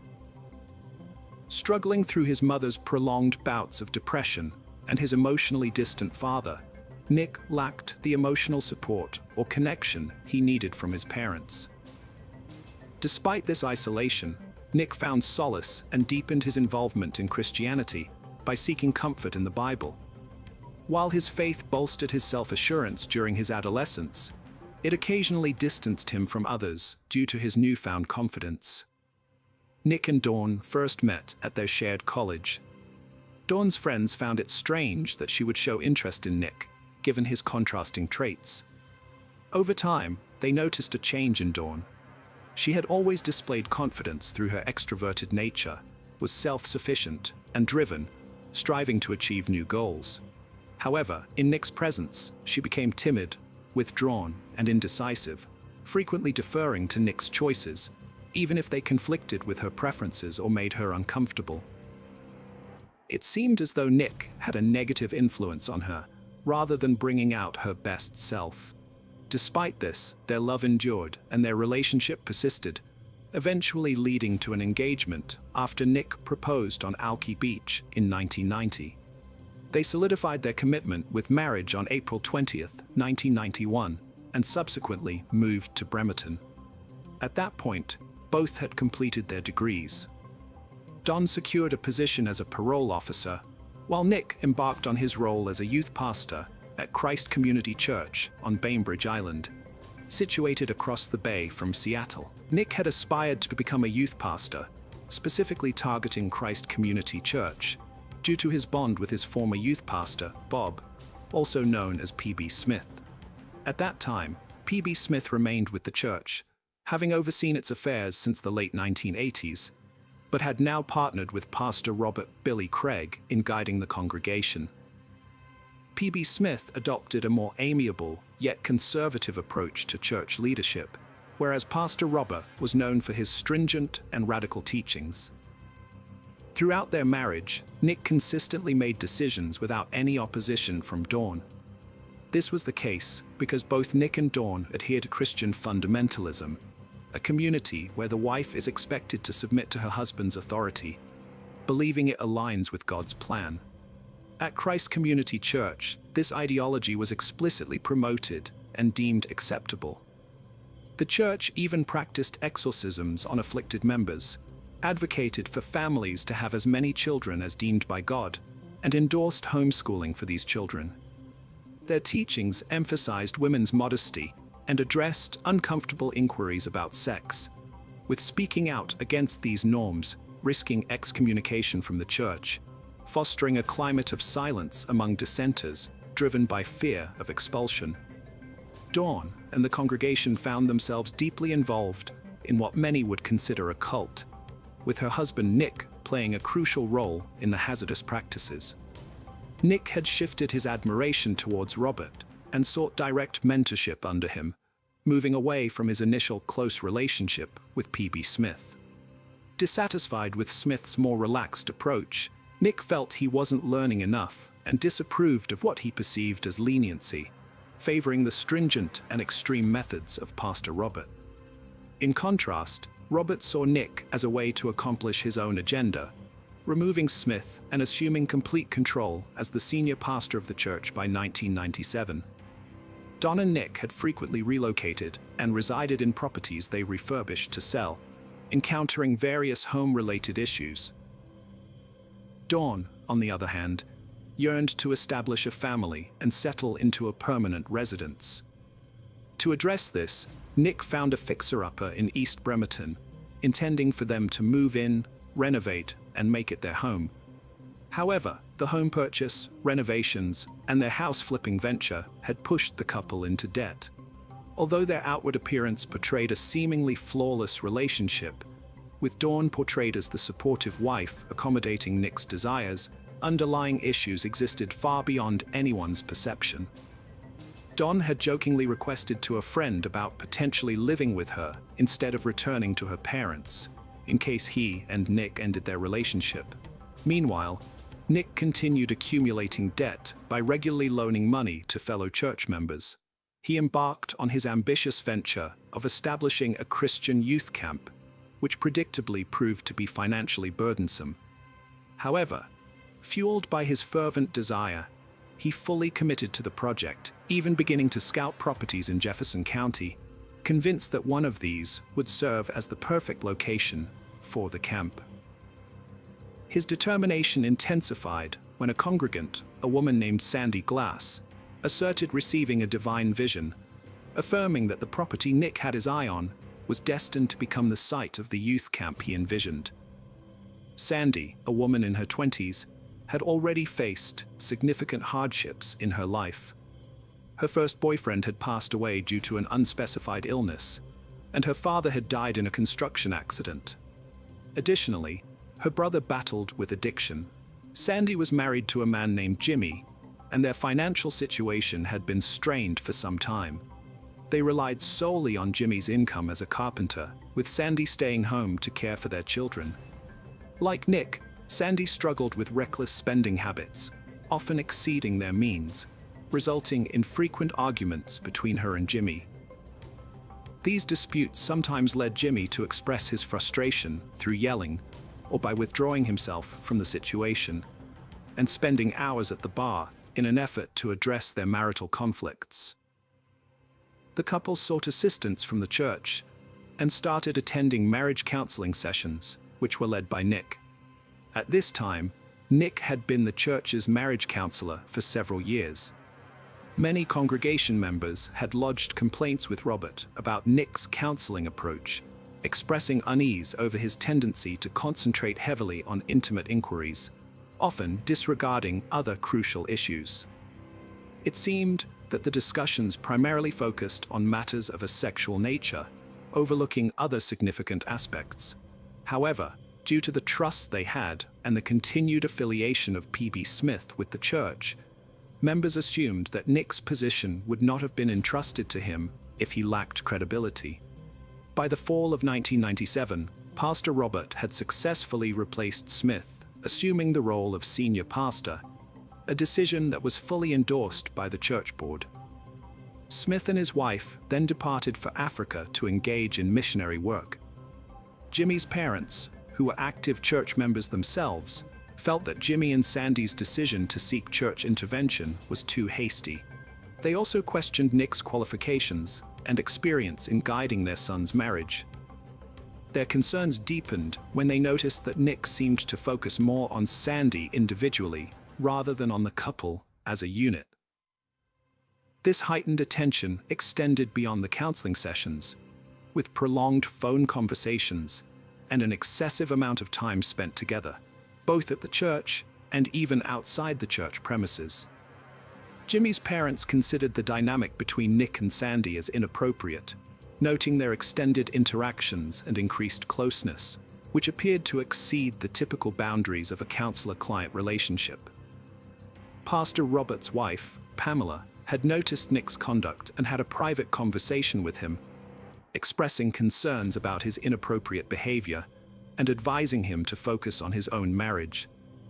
Following numerous complaints, Robert intervened, cautioning Sandy that her relationship with Nick was unacceptable and needed to end.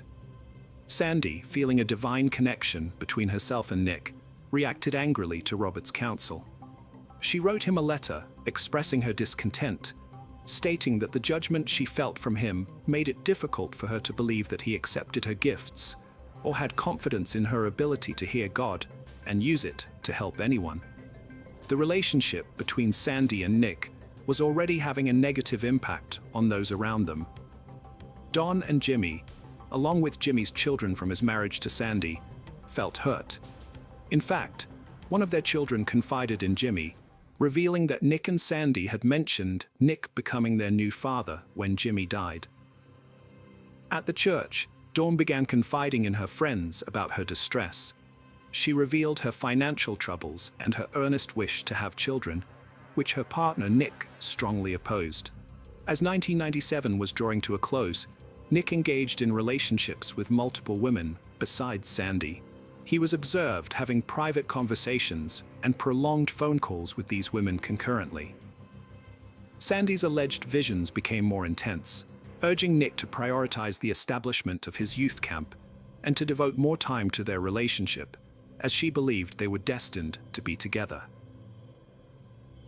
Dawn, on the contrary, made numerous efforts to rekindle Nick's happiness with her, even going to the lengths of attempting to lose some weight. Certain women within the congregation endeavored to console her, affirming that the issues between her and Nick were not a result of her actions, but rather stemmed from Nick himself being the core problem. Regrettably, her life hadn't unfolded as she had envisioned when she entered into marriage with him.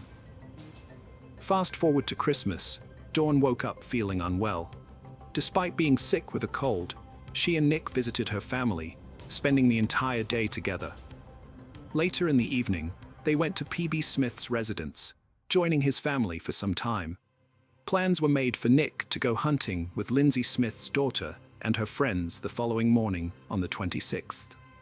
Just before dawn, Nick met up with his companions at Hood Canal Bridge in Jefferson County for a hunting trip. After spending a few hours in the woods without firing a single shot, they decided to leave and headed to a local diner for breakfast around 9 a.m. While everyone was eating, Nick suddenly stood up, appearing concerned, and exclaimed that he and Dawn hadn't opened their Christmas presents. Around 9:30 a.m., Nick departed from the diner and returned home by 10 a.m., only to discover the tragic news of his wife's demise in a fire. Investigators revealed that the fire initially remained contained in the bedroom, sparked by a malfunctioning space heater. The blaze rapidly escalated due to the presence of newspapers and wrapping paper within the room, exacerbated by the multiple propane containers on the floor. Strangely, despite Nick informing his friends at the diner less than an hour earlier that they hadn't yet opened their Christmas gifts, he told the authorities that they had opened presents the previous night.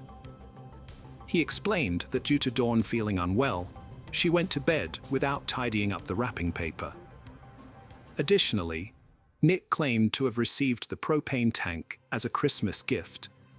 The couple had been relying on space heaters during the winter, while their home was under renovation. These older space heaters lacked the safety features found in modern versions, leading to frequent fires and fatalities. The police found no discrepancies in Nick's account, and as a respected local pastor, he was a trusted figure in the community. This left the law enforcement with no reason to suspect anything other than an accidental death for his wife.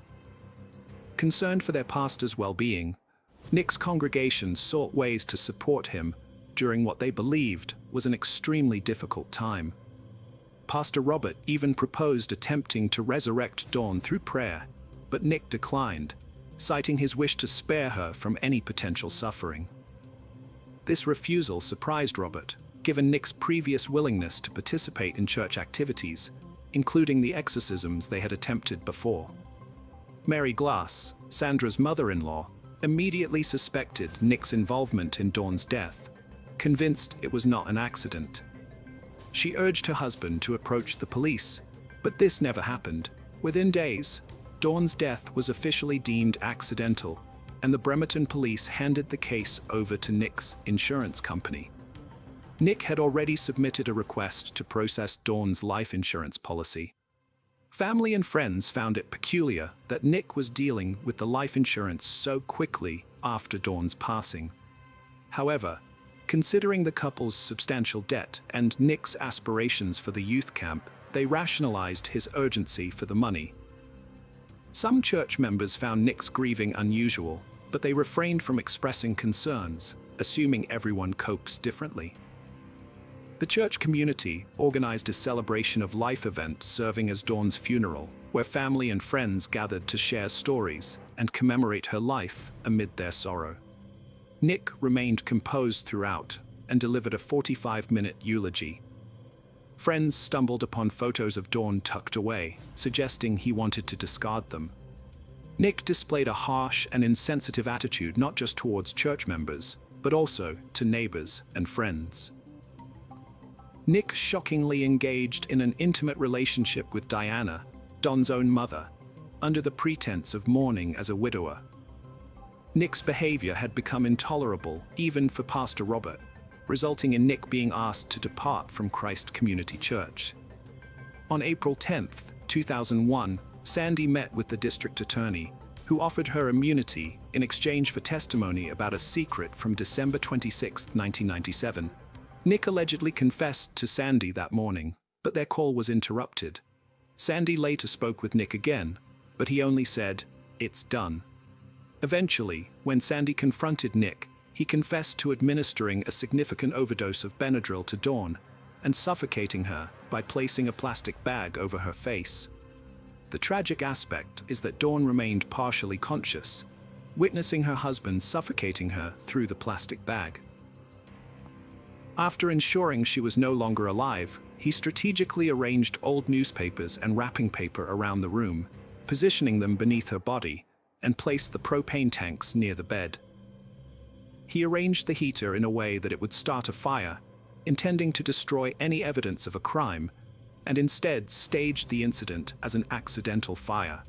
Dawn's autopsy showed no soot or carbon monoxide, leading the pathologist to attribute her death to an accidental fire, overlooking evidence of carbon monoxide's impact on blood cells. Despite high Benadryl levels, they deemed it insufficient to cause respiratory failure, dismissing the possibility. Notably, the crime scene photos revealed newspapers beneath Dawn's body, an unsettling detail that largely went unnoticed. While a fire marshal raised suspicions and conversed with the police, the ultimate decision regarding the accidental nature of Dawn's death did not fall within his jurisdiction. Nick was arrested on September 12, 2001, at a Kinko's parking lot, where he firmly denied any involvement in Dawn's death, attributing his arrest to the church's attempts at sabotage.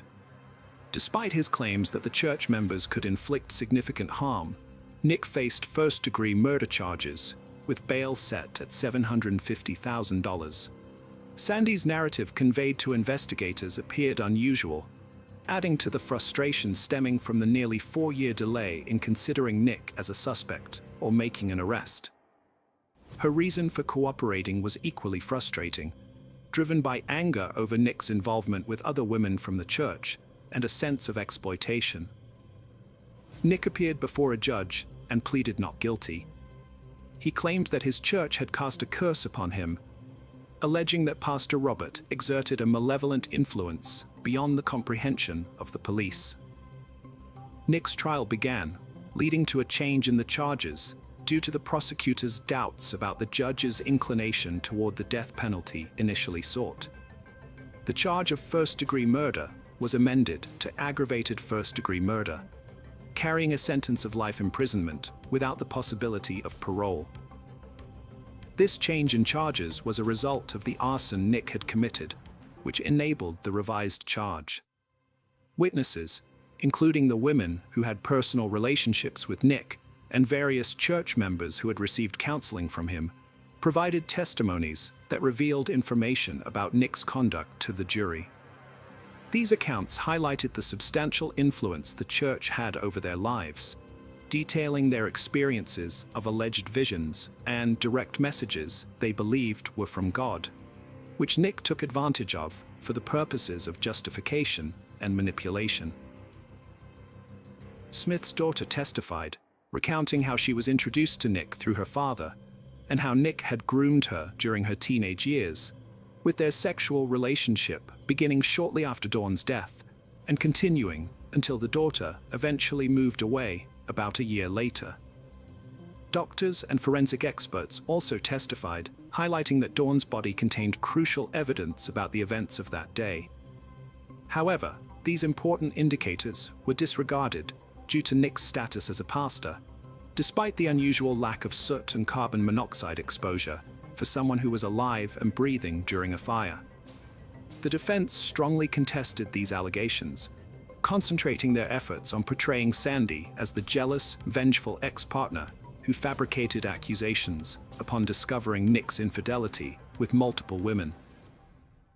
Nevertheless, on December 26, 2002, 5 years after Dawn's tragic demise, the jury deliberated for only a day before delivering a guilty verdict for aggravated first-degree murder against Nick. During the subsequent sentencing on February 7, 2003, Nick addressed the courtroom, which included Dawn's friends and family. He vehemently maintained his innocence while expressing remorse for his actions and sorrow over their loss, acknowledging that Dawn deserved better. Nick was sentenced to life imprisonment. However, in 2007, an appeal to the state Supreme Court led to a revision of his life sentence. The appeal argued that since Dawn had already died due to Nick suffocating her, the original charge of aggravated first-degree murder for death by arson did not align with her actual cause of death. The defense argued that Nick, therefore, did not deserve a life sentence.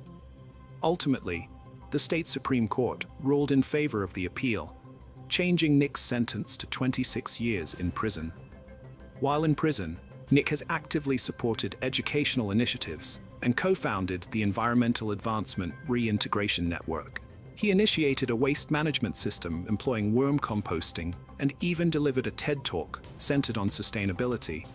Unfortunately, it is indicated that he will become eligible for parole in 2025 and could potentially be released soon. Dawn has passed, but her memory lives on. Sadly, the life she chose with the person she believed was her true love did not turn out to be the reality she had hoped for. This ultimately led to a betrayal that resulted in her heartbreaking and untimely death. Our heartfelt prayers and thoughts go out to her departed soul and the loved ones she left behind. Hello friends, welcome to our channel. Today we're going to take a look at another horrible case with you. The case of Rosana Galliano. Rosana Galliano was born in Buenos Aires, Argentina, in the late 1970s. She was the youngest child, with two older brothers, Oscar and Gustavo, and a sister, Monica. Her parents were Raldo and Graciela. While details of her childhood and teenage years are scarce, it's known that she finished high school in the late 1990s. During this time, her father, Raldo, worked as a mechanic. In early 2001, Jose Arce visited Raldo's workshop, where he met Rosana. Born on November 22, 1948, Jose had spent over 30 years living abroad, including time in Greece and the United States, where he was imprisoned for 4 years for drug trafficking. He returned to Argentina in 1996, owning 8 properties in a posh area of Buenos Aires. Jose and Rosana started dating quickly after meeting at her father's shop, where he brought his vintage car for repairs. Despite their significant age difference, Jose appeared financially stable, thanks to his mother Elsa, who still lived in the United States. When 52-year-old Jose proposed to 22-year-old Rosana, her mother Graciela expressed concerns about their age difference. Jose argued that age was not an obstacle to love, and Graciela turned to Rosana for reassurance. Rosana confirmed her desire to marry him in a whisper. The couple got married on November 17, 2001, just 7 months after meeting. Jose attributed his cheerful, modern, and smart personality to winning Rosana over. They soon had a son named Gono, but problems began to emerge soon after. Jose was a controlling and jealous partner who frequently belittled Rosana and her family. The emotional abuse escalated into physical violence, leaving Rosana feeling trapped and terrified. Jose's intimidating presence, reinforced by his possession of 2 guns, allowed him to maintain control, a situation that Rosana's family was painfully aware of. He would often flaunt his guns when they had visitors, or when he visited others. On one occasion, Rosana's brother Oscar witnessed Jose physically assaulting her while they were painting their house, telling her to shut up before hitting her. Another time, Rosana's father noticed bruises on her back, and she revealed that Jose had dragged her across the pavement. Despite these challenges, Rosana and Jose had their second child, and Rosana tried to make the relationship work, hoping to provide a stable home for their children. However, her efforts were consistently thwarted by Jose's temper and disrespectful behavior. Moreover, Jose's mother Elsa exerted control over their household from a distance, making decisions about their lives during her brief visits to Argentina. By 2006, Rosana had reached her breaking point after enduring years of unbearable abuse, and she finally found the courage to report Jose for domestic violence. Her family, however, remained largely oblivious to the full extent of her suffering. Months later, Rosana filed a second complaint, which included a request for a medical examination to document her injuries. It was then that she confided in her sister Monica, and the two made a pact to stay in close contact, reaching out to each other whenever something happened. Monica became Rosana's safe haven and primary source of support, providing a refuge from the unbearable realities of life with Jose. Rosanna would often visit Monica's apartment with her children, though Jose would dictate when they had to return, frequently backing up his demands with death threats. Rosanna made the difficult decision to move in with Monica and the children, leaving Jose to stay in his own home.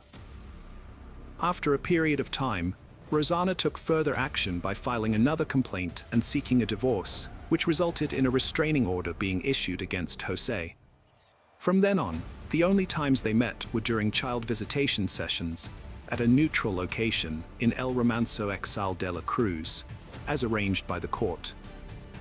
Rosanna confided in her neighbor, Daniel Gonzalez, a married father of one who worked as a gardener. Rumors began to circulate about a possible romantic relationship between Rosanna and Daniel, although this was never confirmed. Meanwhile, Jose's threats persisted, and Rosanna shared a chilling voicemail with her brother Oscar, in which Jose casually spoke about killing her in mid-2007 while socializing with friends at a bar. Rosanna met Oscar Lugo, a 32-year-old man from Marino who worked in a sewing workshop. They quickly became close, exchanging phone numbers and starting a romantic relationship. Oscar was an old-fashioned gentleman who treated Rosanna with kindness, attention, and listened to her, which was a welcome change after all the turmoil she had faced. By December 2007, Oscar had become a part of Rosanna's holiday celebrations, even dressing up as Santa Claus to delight her two sons. However, their happiness was threatened by Jose, who was keeping a close eye on Rosanna's every move and was aware of her new relationship. The looming divorce had panicked him. Jose tried to persuade Rosanna to end things with Oscar by offering her a truck, but she refused. When Rosanna had a severe nervous breakdown, it was Oscar who accompanied her to the hospital, not Jose. Running out of options, Jose, with the help of his mother Elsa, concocted a plan to hire a hitman, whose identity remains unknown. On January 16, 2008, Rosanna and her sister Monica went to El Rano to pick up her sons, aged 4 and 3. However, Jose delayed the handover, making excuses. At 9:15 p.m., Jose called Rosanna, claiming that Geronimo had a fever and that he would take him to the hospital and return him the next day. But Rosanna insisted on taking care of Geronimo herself and asked for the children to be returned. The call was brief, and Rosanna then went back inside. Around 10 p.m., Rosanna sent Oscar Lugo a casual text about their plans for the next day. Later, at 10:50 p.m., Rosanna and Monica sat down for dinner when Jose called again, unleashing a deadly trap. Rosanna stepped out into the garden to improve the reception, but a shadowy figure emerged from behind the trees and shot her 4 times with a .45 caliber gun. Monica, hearing the shots, screamed as Rosanna staggered and fell. Panicked, Monica tried calling 911, but the call wouldn't go through. She then asked her boyfriend to alert the police. Meanwhile, Oscar Lugo, oblivious to the events, attempted to contact Rosanna at 11 p.m., but got no response. He then tried to reach Monica, but she didn't answer. The police investigation revealed that the shooter had entered from an adjacent vacant lot. A witness reported seeing someone fleeing through a gap in the fence, but couldn't provide a clear description due to the darkness. Jose was left stunned after being questioned and subsequently requested a lawyer to take over the proceedings before departing the following day. Meanwhile, a red sweater was discovered during further searches, which Rosanna's relatives identified as belonging to Jose, solidifying his position as the prime suspect in their minds.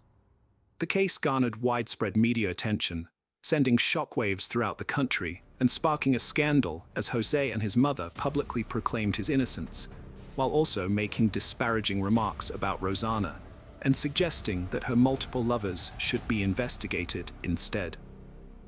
After the incident, Daniel the gardener became reclusive, shunning all human contact.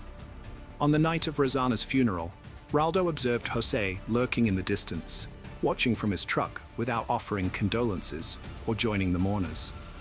Jose's defense strategy later focused on discrediting Monica, Rosanna's sister, and the sole witness by raising questions about her behavior, such as why her clothes bore no blood stains and why she had prioritized calling for help over assisting her sister. However, this theory lacked credibility, and the investigators countered that the murder weapon was too heavy for a woman to wield.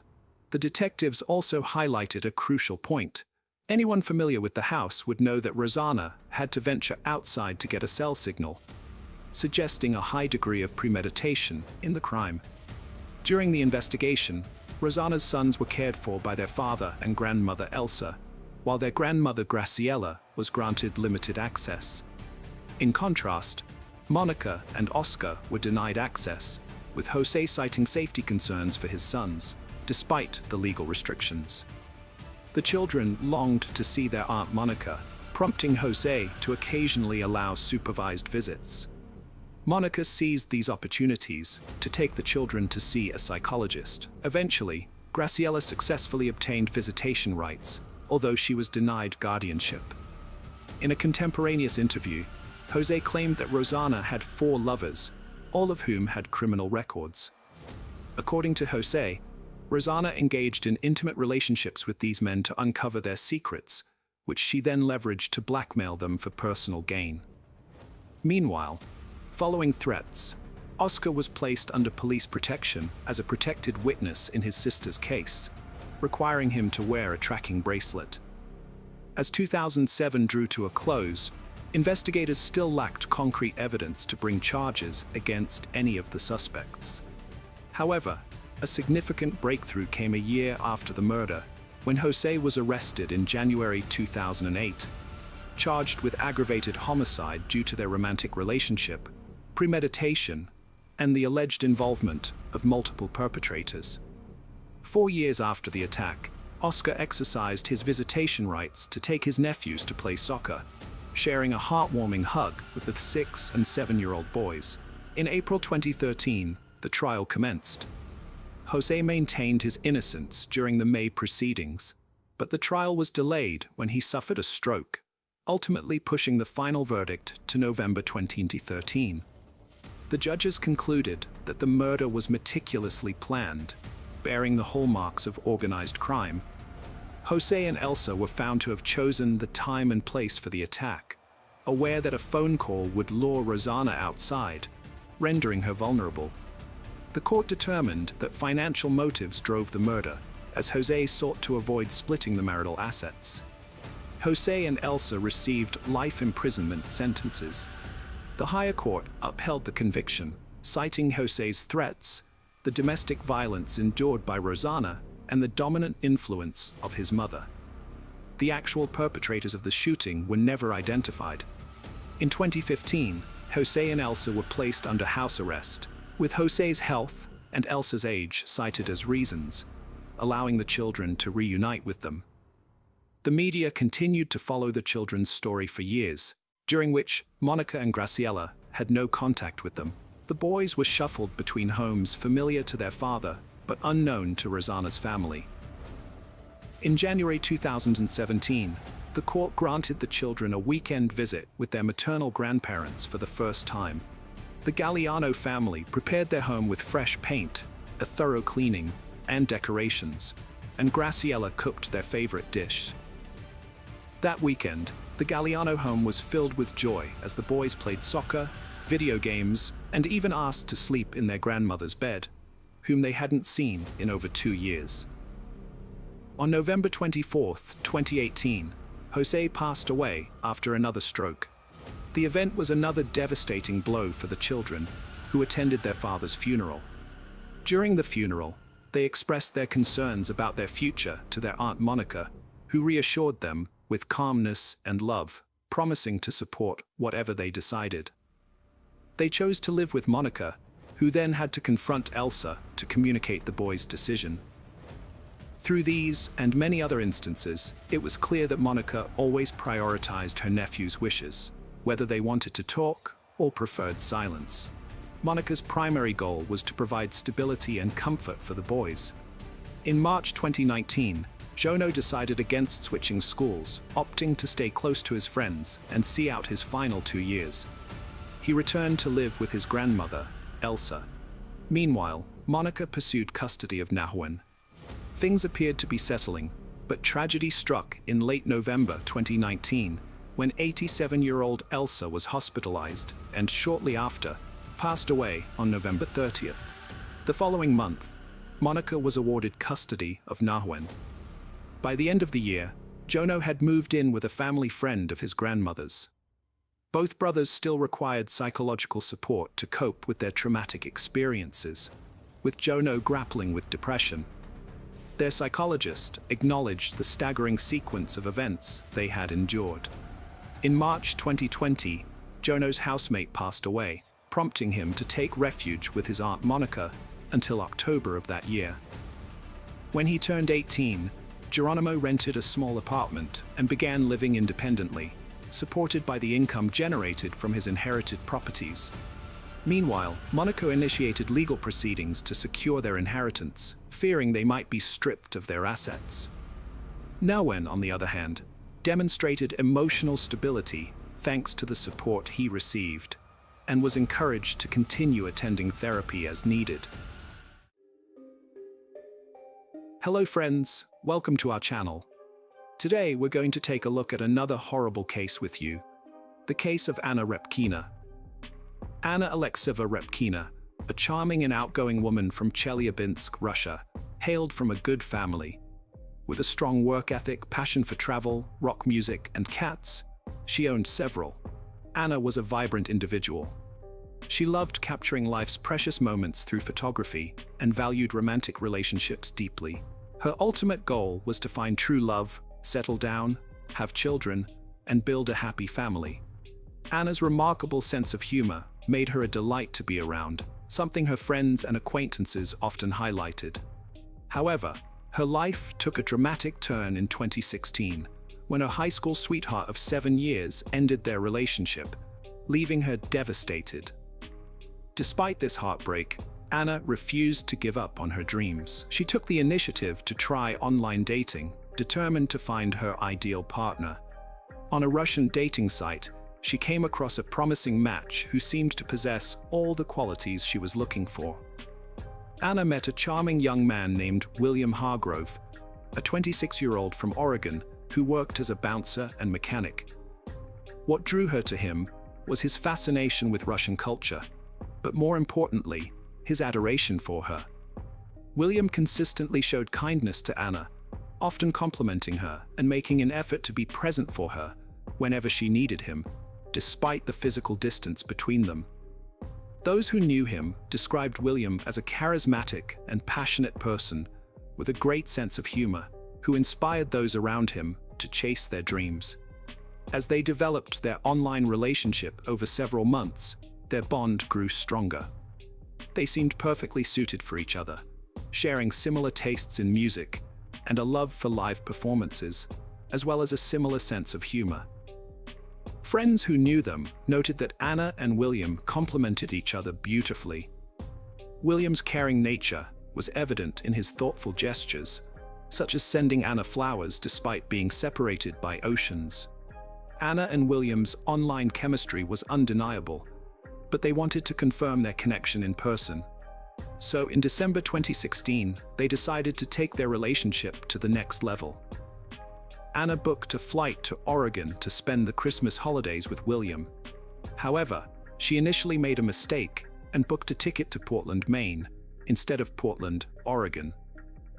Before realizing the error, she had already flown to Maine, but she was determined to make it work. After fixing her flight issues, Anna finally arrived in Oregon. William picked her up from the airport, and they spent the next 10 days together. He took her on sightseeing trips, and they enjoyed activities like visiting the seaside, playing in the snow, and cuddling by the fire. William also introduced her to his friends, and they celebrated New Year's Eve together, sharing a romantic kiss at midnight. It was the perfect Christmas experience for Anna. After a whirlwind 10-day visit, William popped the question to Anna using his grandmother's emerald ring, and she happily accepted. However, what Anna didn't know was that William was leading a double life. During their time together, he had also been secretly seeing his 33-year-old landlady, Michelle Chavez, behind her back. William rented a room in Michelle's house, and it seemed he also held a special place in her heart. Michelle was married with 2 children, but this didn't deter her romantic involvement with William. Their affair had been ongoing for over a year when Anna, William's girlfriend, visited Michelle's home. Unbeknownst to Anna, she was meeting her rival, as Michelle was her boyfriend's landlady. Michelle showed understanding when William brought Anna to her home, perhaps thinking William would never leave her or believing Anna was insignificant, much like her own husband. Whatever the reason, Michelle didn't expose their secret. It wasn't until Michelle discovered the engagement ring that her husband's stance on the situation became clear to everyone involved. Meanwhile, Anna returned to Russia, unaware of the drama she had left behind. After posting a photo of her engagement ring on Facebook, the social media algorithm brought the post to Michelle's attention. Michelle's anger wasn't solely due to William's engagement to another woman. Michelle planned to leave her husband to be with William and, as a symbol of her commitment, took off her wedding ring and gave it to him. However, she soon discovered that the ring was identical to the engagement ring William had given to Anna. It turned out that William had given Anna Michelle's own wedding ring, which had been recycled.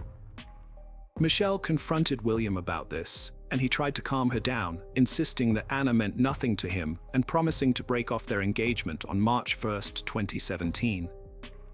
Meanwhile, Anna had packed her bags, including her wedding dress, and had quit her job, ready to start a new life with William in another part of the world. Michelle was unhappy about this development. Anna's mother, Yelena, also had reservations about her daughter's hasty decision. She was unsure about William, whom Anna barely knew, and thought she was rushing into things.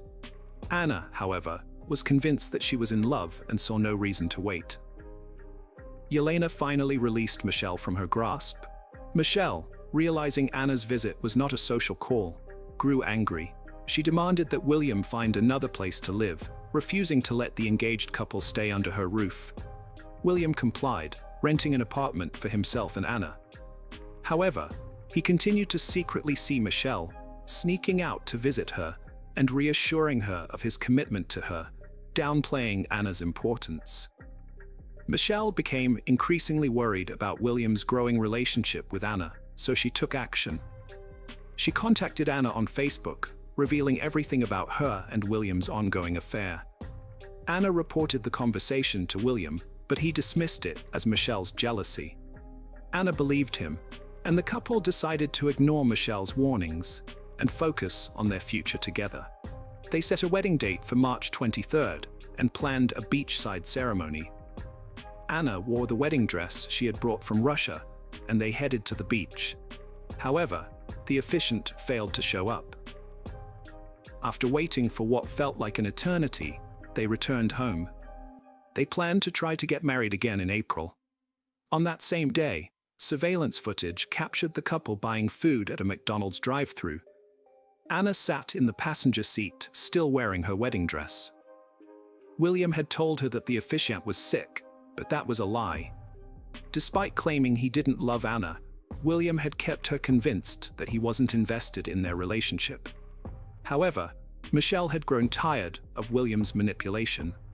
On April 15th, Michelle gave William an ultimatum: choose between her and Anna. Michelle made it clear that if Anna wasn't gone by April 20th, she would take drastic action, build a snowman, a sinister phrase meaning to kill someone, and hide their body in a snowy area where it would never be found. After issuing her threat, Michelle lost contact with William and assumed he had chosen Anna over her. She left him voicemails to express her feelings. On Sunday, April 16th, William phoned Michelle to share the news that he was single again, having just ended his tumultuous relationship with Anna, who was now headed back to Russia. Coincidentally, William had hit a deer with his car and was waiting at the Ali Martile store for repairs. He asked Michelle to meet him there. As it was Easter Sunday, Michelle was attending a family gathering, but she excused herself to join William. When she arrived, they reconnected by having an intimate moment in William's car, reaffirming their strong connection. On April 17th, Anna's body was discovered in the forest.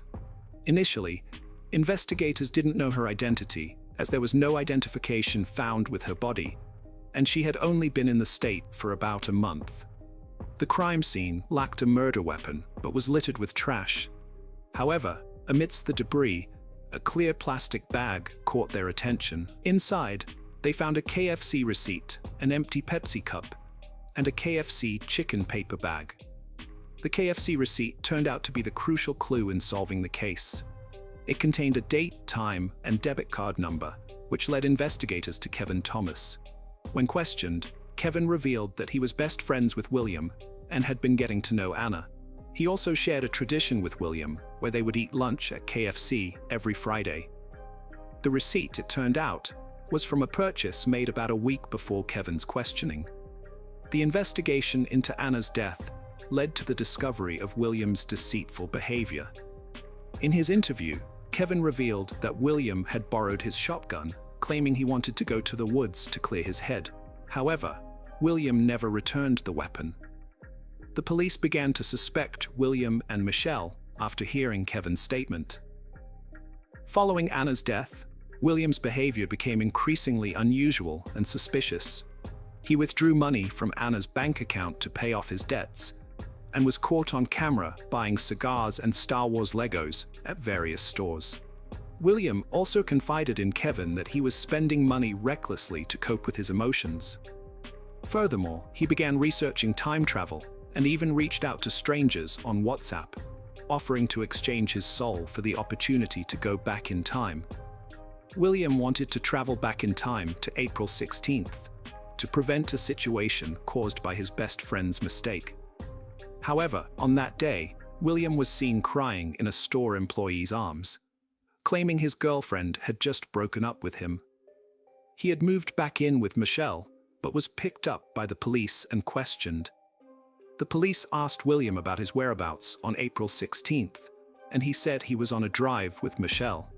When asked about Anna, he denied having a romantic relationship with her, saying they had only gone on 2 dates, and he had ended things. According to William, their last interaction was in mid-March, when Anna mistakenly posted their engagement on Facebook, causing trouble with Michelle. When questioned about the trash found near his late fiancée, or the woman he dated, William admitted to littering, but claimed it was just KFC trash and a can from the general store, not related to Anna's death. About 40 miles separated the Alp General Store from the logging road. However, the investigators did not believe William's alibi. Lieutenant Chris Duffett, one of the investigators, quickly increased the pressure by revealing that William's trash had been discovered near a murder victim at a different location. Initially, William reacted with surprise and heartbreak, feigning disbelief that he was being questioned about a murder. 2 days after Anna Rapina's body was found, her fiancé William Hargrove was arrested for her murder on April 19th. During the investigation, Michelle was also questioned about her whereabouts on April 16th, the day Anna was killed. At first, Michelle stuck to a rehearsed alibi, claiming she and William had spent the day together, with William picking her up from her mother's house and going on a drive. However, Michelle later changed her story, admitting she had lied initially. She then claimed that she and William had planned to meet up, but he never called or showed up. When the police revealed that William was in custody for murder, Michelle's response was surprisingly calm, saying only, "Okay." The investigator pressed Michelle on her lack of emotion, which eventually broke down, and she tearfully attributed her initial calm to being in shock. William Hargrove was indicted on charges of murder, identity theft, and 2 counts of theft in June 2018. His trial began in October 2019, with the prosecution seeking the maximum penalties for each charge, while the defense argued for a more lenient sentence. William's defenders claimed he was innocent and that Melissa, the spurned lover, was the true culprit. However, the prosecution presented a strong case against William, backed by evidence and motive. The evidence showed that William was torn between 2 lovers, with Anna pressuring him to make a choice. There were records of William and Anna driving together in an Alon car. On the day of Anna's murder, William's cell phone was tracked to the logging road at 4:30 p.m. The shotgun used to kill Anna was found in William's car, with his fingerprints being the only ones on the weapon. Despite denying any involvement in Anna's death, William was caught using her money to go shopping and pay off his car insurance. He was even filmed withdrawing cash from an ATM using her card. The prosecution argued that William had driven Anna to the forest, gotten her out of the car, and then executed her with his shotgun. The prosecution claimed that William was faced with a choice between Anna and Michelle, leading to his actions. In contrast, the defense argued that their client was innocent. According to the prosecution, the evidence pointed to Melissa as the perpetrator. A threat from Melissa to build a snowman with Anna, her cell phone found near the logging road, and Anna's cell phone discovered in Melissa's house suggested that Melissa had planned the crime. Melissa, who was not charged with any crimes, testified as a witness for the prosecution. She revealed that she worked as a late-night cab driver and was married to an Oregon State University instructor, but their marriage was loveless and open. She met William at a bar where he worked and, with her husband's permission, began a romantic relationship with him. As they grew closer, William rented a room in her house. When Anna entered the picture, Melissa was not threatened, having a similar open relationship with William. Melissa explained that by her second visit, she couldn't tolerate the situation anymore, especially when she saw her own wedding ring on Anna's finger. Although she had given William an ultimatum, she had no role in William's actions that hurt Anna. Melissa clarified that she never intended for Anna to get hurt or killed. She denied the defense's allegations, stating that the threat about building a snowman was just a joke, a light-hearted family comment, even if it was a bit extreme. She acknowledged that her cell phone was found in the forest, but William was the one who drove her there.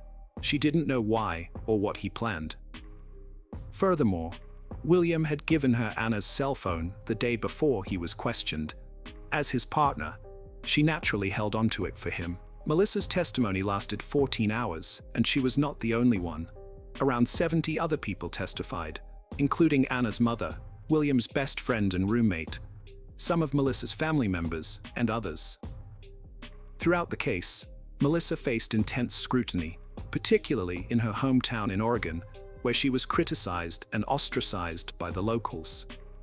Michelle had reached a low point and attempted suicide, but fortunately, it was unsuccessful.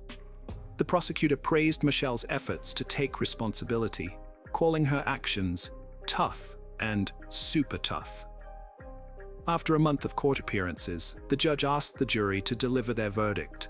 The jury deliberated for less than 3 hours and returned with a decision. Despite the defense's efforts, they couldn't find Michelle guilty of Anna's death. There was no physical evidence linking Michelle to the crime scene or the weapon used. In fact, she had a solid alibi. She was celebrating Easter at her mother's house, and multiple witnesses could vouch for her presence.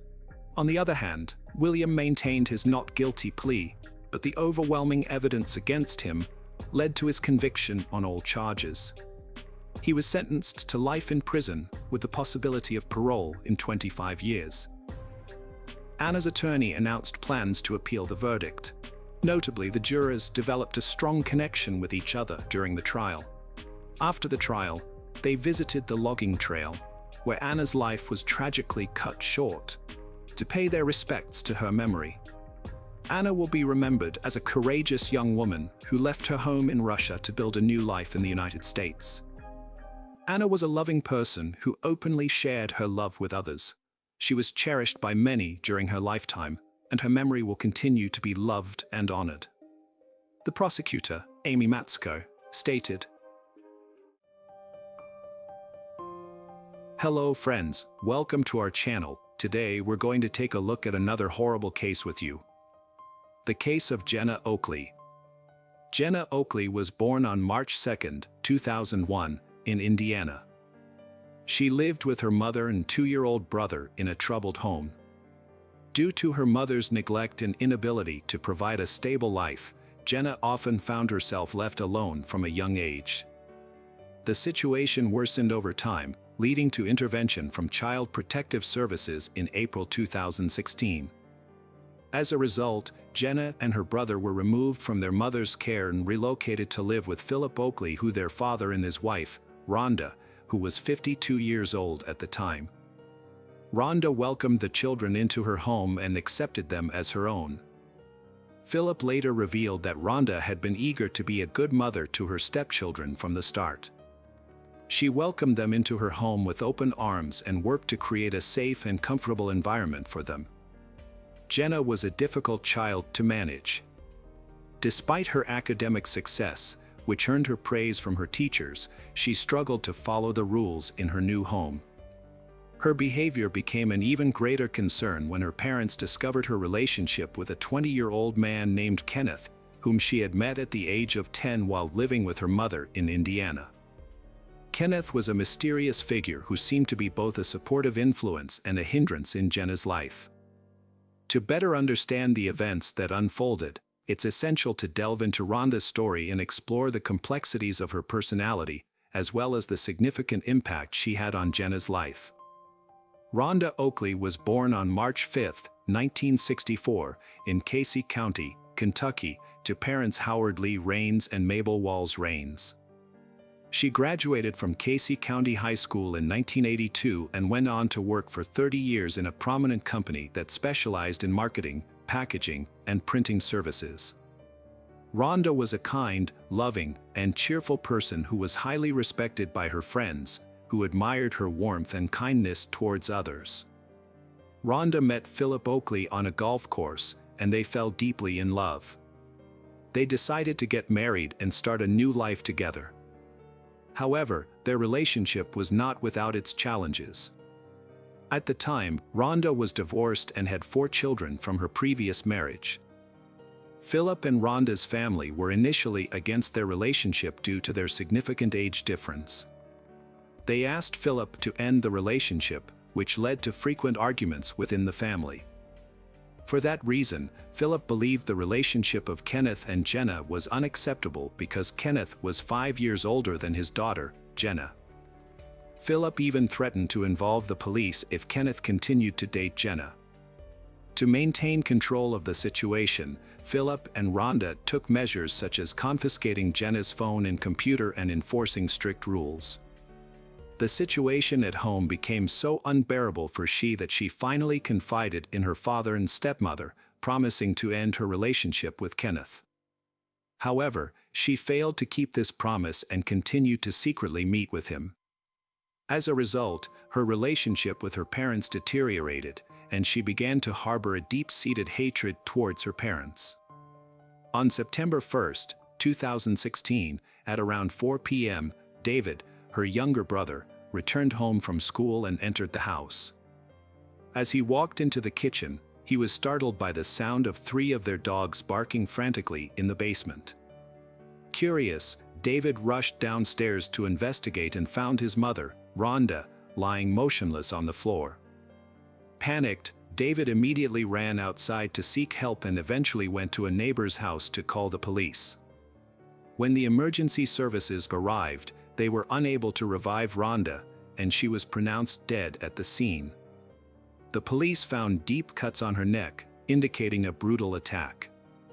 Initially, the police suspected a robbery, but upon further investigation, they discovered that nothing in the house had been stolen or disturbed. The investigation into Rhonda's death began, and her family and friends were left wondering who could have committed such a heinous crime.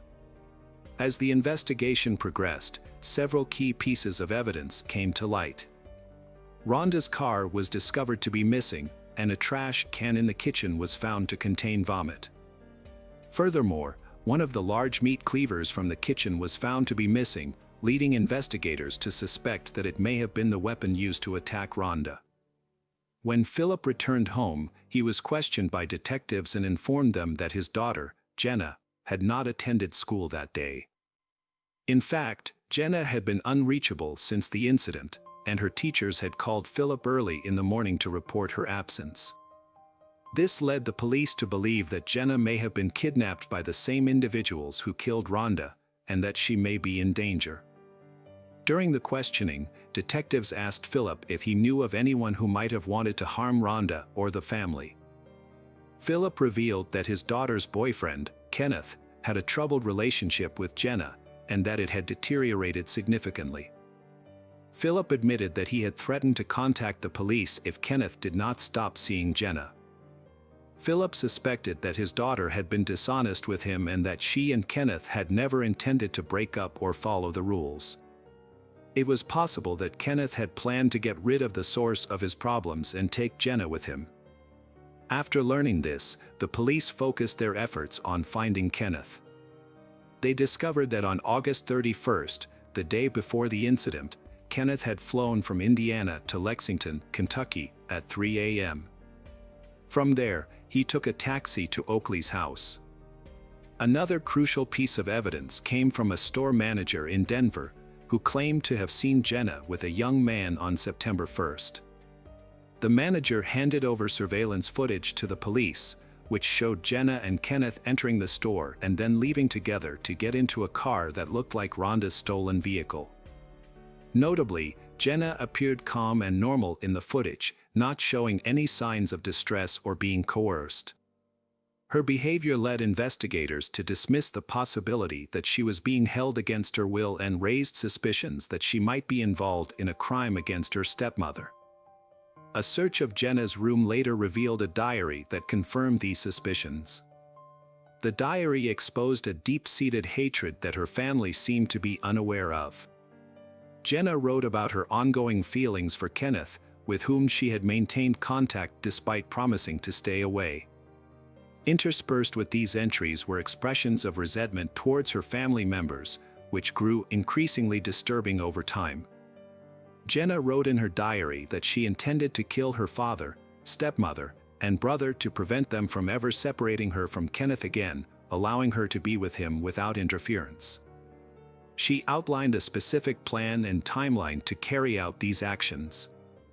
When her father, Philip, read her words, he was overcome with shock and fainted. He struggled to comprehend that his daughter would not only conceive of such a heinous act, but also possess the determination to make it a reality. Jenna had a plan to kill her family members. First, she intended to kill her father between 4 o'clock and 5 a.m. by luring him to the basement and stabbing him in the neck. Her next target was Rhonda, whom she planned to kill in her bedroom between 6 o'clock and 8 a.m. using the same knife. After that, she planned to kill her brother David in his room. The police discovered Jenna's diary at the start of their investigation, which became the primary evidence against her.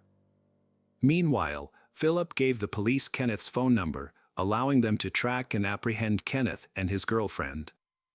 On September 4th, 3 days after the crime, investigators located the fugitives in Tucumcari, New Mexico.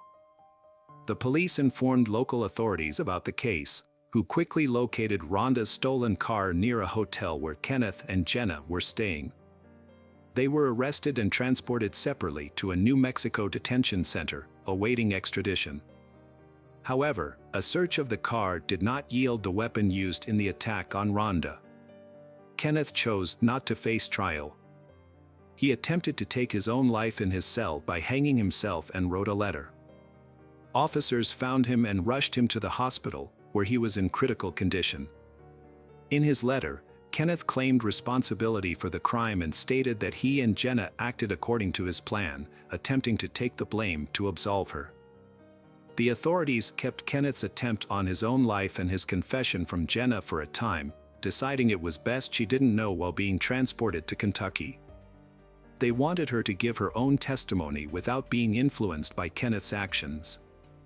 Upon arriving in Kentucky, Jenna also confessed to the crime, providing the police with a detailed account of her actions. According to Jenna, on the day before the crime, Kenneth visited her at her house. They met early in the morning, which is why Jenna didn't attend school that day. They spent the entire day together. Rhonda arrived home around 3 p.m. and encountered Kenneth in the basement. This encounter sparked an argument between Rhonda and Jenna, which eventually turned violent. The violence escalated to the point where Jenna attempted to strangle Rhonda by grabbing her neck. Kenneth then intervened, taking over from Jenna.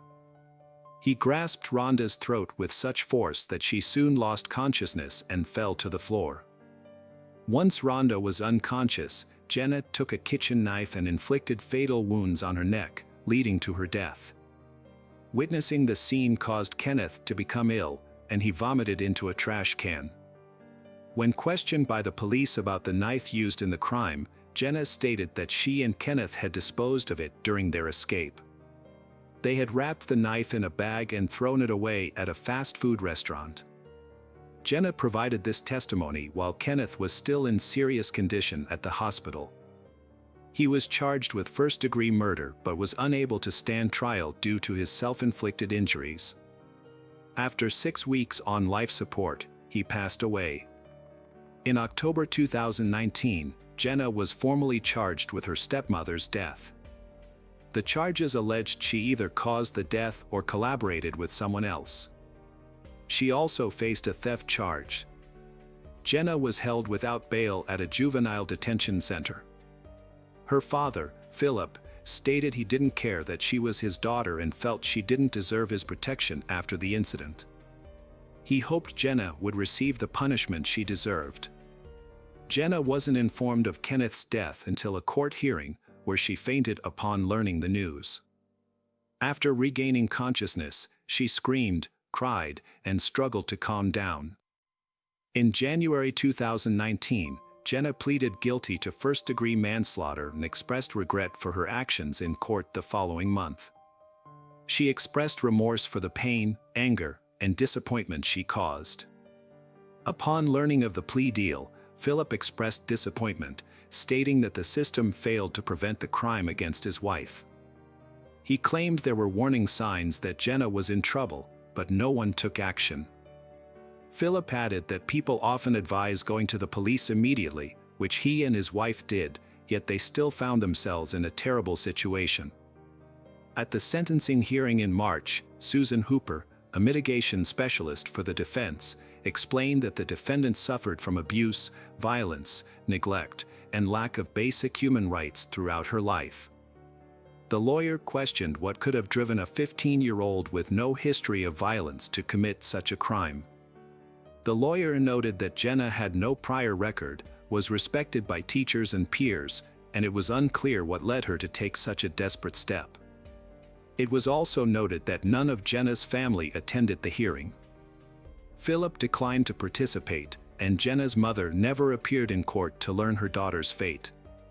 This was unusual, as parents typically show interest in the case's progress, even in difficult cases where the accused has committed serious crimes. The lawyer, Susan, gathered extensive evidence and records showing that Jenna was abandoned by her mother, Christ, who neglected her well-being. Susan conducted an in-depth examination of Jenna's early life by reviewing child care and medical records in Indiana and Kent. She also interviewed various individuals who knew Jenna, including neighbors, family friends, caregivers, teachers, school counselors, and her older half-sister. The sister's testimony was particularly relevant, as she had lived with Jenna for several years. According to the sister, they never had a stable or safe home environment. After Christ's divorce from Philip, she started working at a local Indiana prison, where she became romantically involved with an inmate. She eventually posted bail for him, and he moved into their home. This marked the beginning of a nightmare for Jenna, who was only 3 years old at the time. The man consistently robbed them and brought other women into the house, all while Jenna and her brother were present. A neighbor contacted Child Services after discovering that Jenna's family home was infested with rats and that the young children were being left alone all day. When a social worker visited the home, she encountered a hostile mother who refused to let her inside. Upon eventually gaining entry, the social worker was met with a horrific scene. The house was filled with rotting food, piles of trash, rat droppings, and human waste. The kitchen was overrun with unwashed dishes, covered in mold and infested with rodents and insects, including a large number of cockroaches and fleas. The children were living in deplorable conditions, with no regard for their safety. They had unrestricted access to medications and other hazardous substances, further endangering their well-being. Despite efforts to improve their situation, relocating Jenna and her younger brother to live with their father in Kentucky did not alleviate their problems. Susan stated that Philip and Rhonda neglected them, forcing Jenna to sleep in an unclean basement. However, the lawyer countered that Jenna had simply moved from one unstable home to another. Prosecutor Richie Borms presented evidence during the hearing, demonstrating that Philip made every effort to provide for the children's needs and create a good home.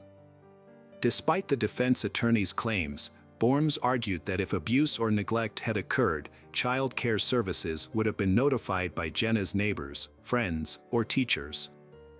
Furthermore, the prosecutor inquired if the defense attorney was aware of Jenna's relationship with Kenneth and the fact that her parents disapproved of they. The defense attorney stated that Kenneth was the only person who genuinely cared for the accused, Jenna. According to the defense, Jenna's past experiences had left her with unmet emotional needs. She was searching for someone to provide her with the love and care she had always lacked, and having lost that person, she was now devastated. Defense attorney Anthony Lee Taylor presented scientific documents to justify Jenna's behavior. The articles explained how the child abuse Jenna suffered at a young age had negatively impacted her psychological development. Anthony told the court that his conversations with Jenna led him to believe that she lacked parental love and that her strained relationship with her mother contributed to her inappropriate relationship with Kenneth. Jenna supported this statement by reading a letter in which she expressed her deep regret and apologized to her family for her actions. She acknowledged the pain she had caused Rhonda's family and friends and claimed that she had since become a completely different person, distinct from the Jenna who committed the crime. When Philip stepped up to the podium, the atmosphere in the hall became tense. He and his daughter were visibly anxious about the impending conversation. Philip approached Jenna, looked her straight in the eye, and asked what had driven her to commit such a serious offense. He reminded her that as her father, he had always treated her with respect, and that Rhonda had never spoken ill of her or caused her harm. Philip explained that when they took Jenna in, it was to give her a better life, and that Rhonda had cared for her like her own daughter. However, Philip acknowledged that Jenna had been a challenging teenager, and that he and Rhonda had discussed sending her to a specialized institution to help her get back on track. Philip also shared his concerns about Jenna's relationship with Kenneth, describing him as a predator who had taken advantage of his underage daughter. Philip revealed that when he discovered Jenna and Kenneth were still in contact despite being forbidden from doing so, he reported Kenneth to the police and warned him to stay away from Jenna, threatening legal action if necessary. Philip turned to his daughter, visibly shaken. He condemned her crime as unforgivable, citing Rhonda's exceptional character as a wonderful woman and mother, unmatched by anyone. He emphasized how Jenna's actions had devastated not only Rhonda but also others. Philip then questioned why Jenna planned to harm him and her brother, arguing that she was not a victim, but rather someone influenced by circumstance. Despite this, he concluded by reaffirming his love for her, saying that regardless of her actions, she would always be his daughter. Jenna, overwhelmed, burst into tears, shouting at her father that she never felt part of the family and had never experienced his love. Following this outburst, the judge called for a recess to deliberate the verdict. On March 27, 2019, the verdict was announced. Jenna Oakley was sentenced to 15 years in prison, with 10 years for first-degree murder and 5 years for car theft. She would be eligible for parole in 2034. This case served as a reminder that justice, though sometimes delayed, ultimately prevails, and those who commit heinous crimes will face their due punishment. 40 years ago, an American teenager was found bludgeoned to death in a cemetery in New Jersey. Her face was so badly injured that it was impossible to identify her at the time. The American public began to refer to her as Princess Doe, the Jane Doe who had died too young. For 4 decades, her real name has been a mystery. Until now. Hi, and welcome to Mysterious 7. I'm Michael, and today's episode, I'm going to take you guys through the story of how Princess Doe was killed, how her identity was revealed, and how her killer was finally caught. Let's get right into it. Princess Doe was a previously unidentified American teenager from West Babylon, New York. She was found murdered in Cedar Ridge Cemetery in Blairstown, New Jersey, on the 15th of July, 1982. Her face had been bludgeoned beyond recognition. Her case gained national attention, and the public took a special interest in unraveling her story and finding answers. She became the first unidentified dead body to be entered into the National Crime Information Center. On the morning of Thursday, July 15, 1982, at around 8 a.m., gravedigger George Keyes discovered the body of a young girl in the rear section of the Cedar Ridge Cemetery in Blairstown, New Jersey. The body was found lying on its back, just over a steep bank that leads to a creek below. The victim's face had been beaten beyond recognition with a yet-to-be-determined object. Due to the significant decomposition of her body, even her eye color could not be confirmed. The young girl was dressed in a red short-sleeved shirt. A peasant-style skirt was found lying on top of the victim's legs. No footwear or undergarments were found. No conclusive evidence was found, but this was difficult to determine because of how much the body was decayed. A golden cross necklace was found tangled in the victim's hair. 2 earrings were found in her left ear. Red nail polish was found on the right hand only, and she had no surgical scars, distinct birthmarks, or tattoos. Scars or marks on the head or face area could not be known due to the condition of the body. Forensic anthropologists determined that the victim was not pregnant and had never given birth, and was most likely between the ages of 18 and 14 years old at the time of her death. Toxicology did not reveal any traces of drugs, but was not entirely conclusive because of the time elapsed between the death and the discovery of the body. It is believed that the body was discovered after 2 to 3 days, or possibly even weeks, of exposure to the elements. This was especially difficult to determine because of the hot and humid weather in the area at that time. The forensic examination indicated that the girl had attempted to fight back or defend herself from her attacker, as injuries indicating trauma to her hands and arms were visible. The girl's body was buried in the Cedar Ridge Cemetery, not far from where she was discovered in January 1983. Donated funds were used to pay for the victim's coffin and headstone. The headstone was engraved with the text, "Princess Doe, missing from home, dead among strangers, remembered by all." For many years, Princess Doe was thought to be Diane Janice Guy, a missing teenager from San Jose, California, who vanished on July 30, 1979. This theory was propagated by several law enforcement officials in the state of New Jersey, who went as far as to hold a press conference identifying Diane Dye as Princess Doe. However, Lieutenant Eric Kranz, the Princess Doe case's original lead investigator, maintained that Diane Dye was not a viable candidate for Princess Doe's identity. Kranz's feelings were shared by Diane's family and investigators in California, who were particularly angered by the conduct of the New Jersey law enforcement. In 2003, Princess Doe's DNA was compared with a DNA sample from Diane's mother, Patricia, and it was conclusively determined that Princess Doe was not Diane Dye. After seeing images of the girl's clothing in the newspaper, a witness named Anne-Marie Latimer reported to officials that she remembered seeing a girl wearing the same clothing as Princess Doe purchasing cigarettes on July 13, 1982, just 2 days before her body was found. Latimer stated that she was shopping with her daughter at a supermarket across from the cemetery and observed and was able to describe the victim's clothing. The shirt and skirt themselves were traced to a manufacturer in the Midwestern United States, although the brand labels were missing. 3 people reported, after viewing the photos, that they had bought similar clothes at a Long Island store, which is now closed. On September 22, 1999, the body of Princess Doe was exhumed from the Cedar Ridge Cemetery in Blairstown so that DNA samples could be taken. The body was reburied in the same location. After a 2012 photo composite of the victim was released, it generated new tips, as it resembled several missing girls from across the country. One theory was submitted that Princess Doe may have been a runaway and could have been an individual using false names while employed at a hotel in Ocean City, Maryland. In 2012, a sample of her hair and a tooth were examined through isotope analysis and indicated that the victim was most likely born in the United States. At least 7 to 10 months in the Midwestern or Northeastern United States. The tooth sample indicated she could be from Arizona. It is also believed that the girl had spent a long time in Long Island, New York.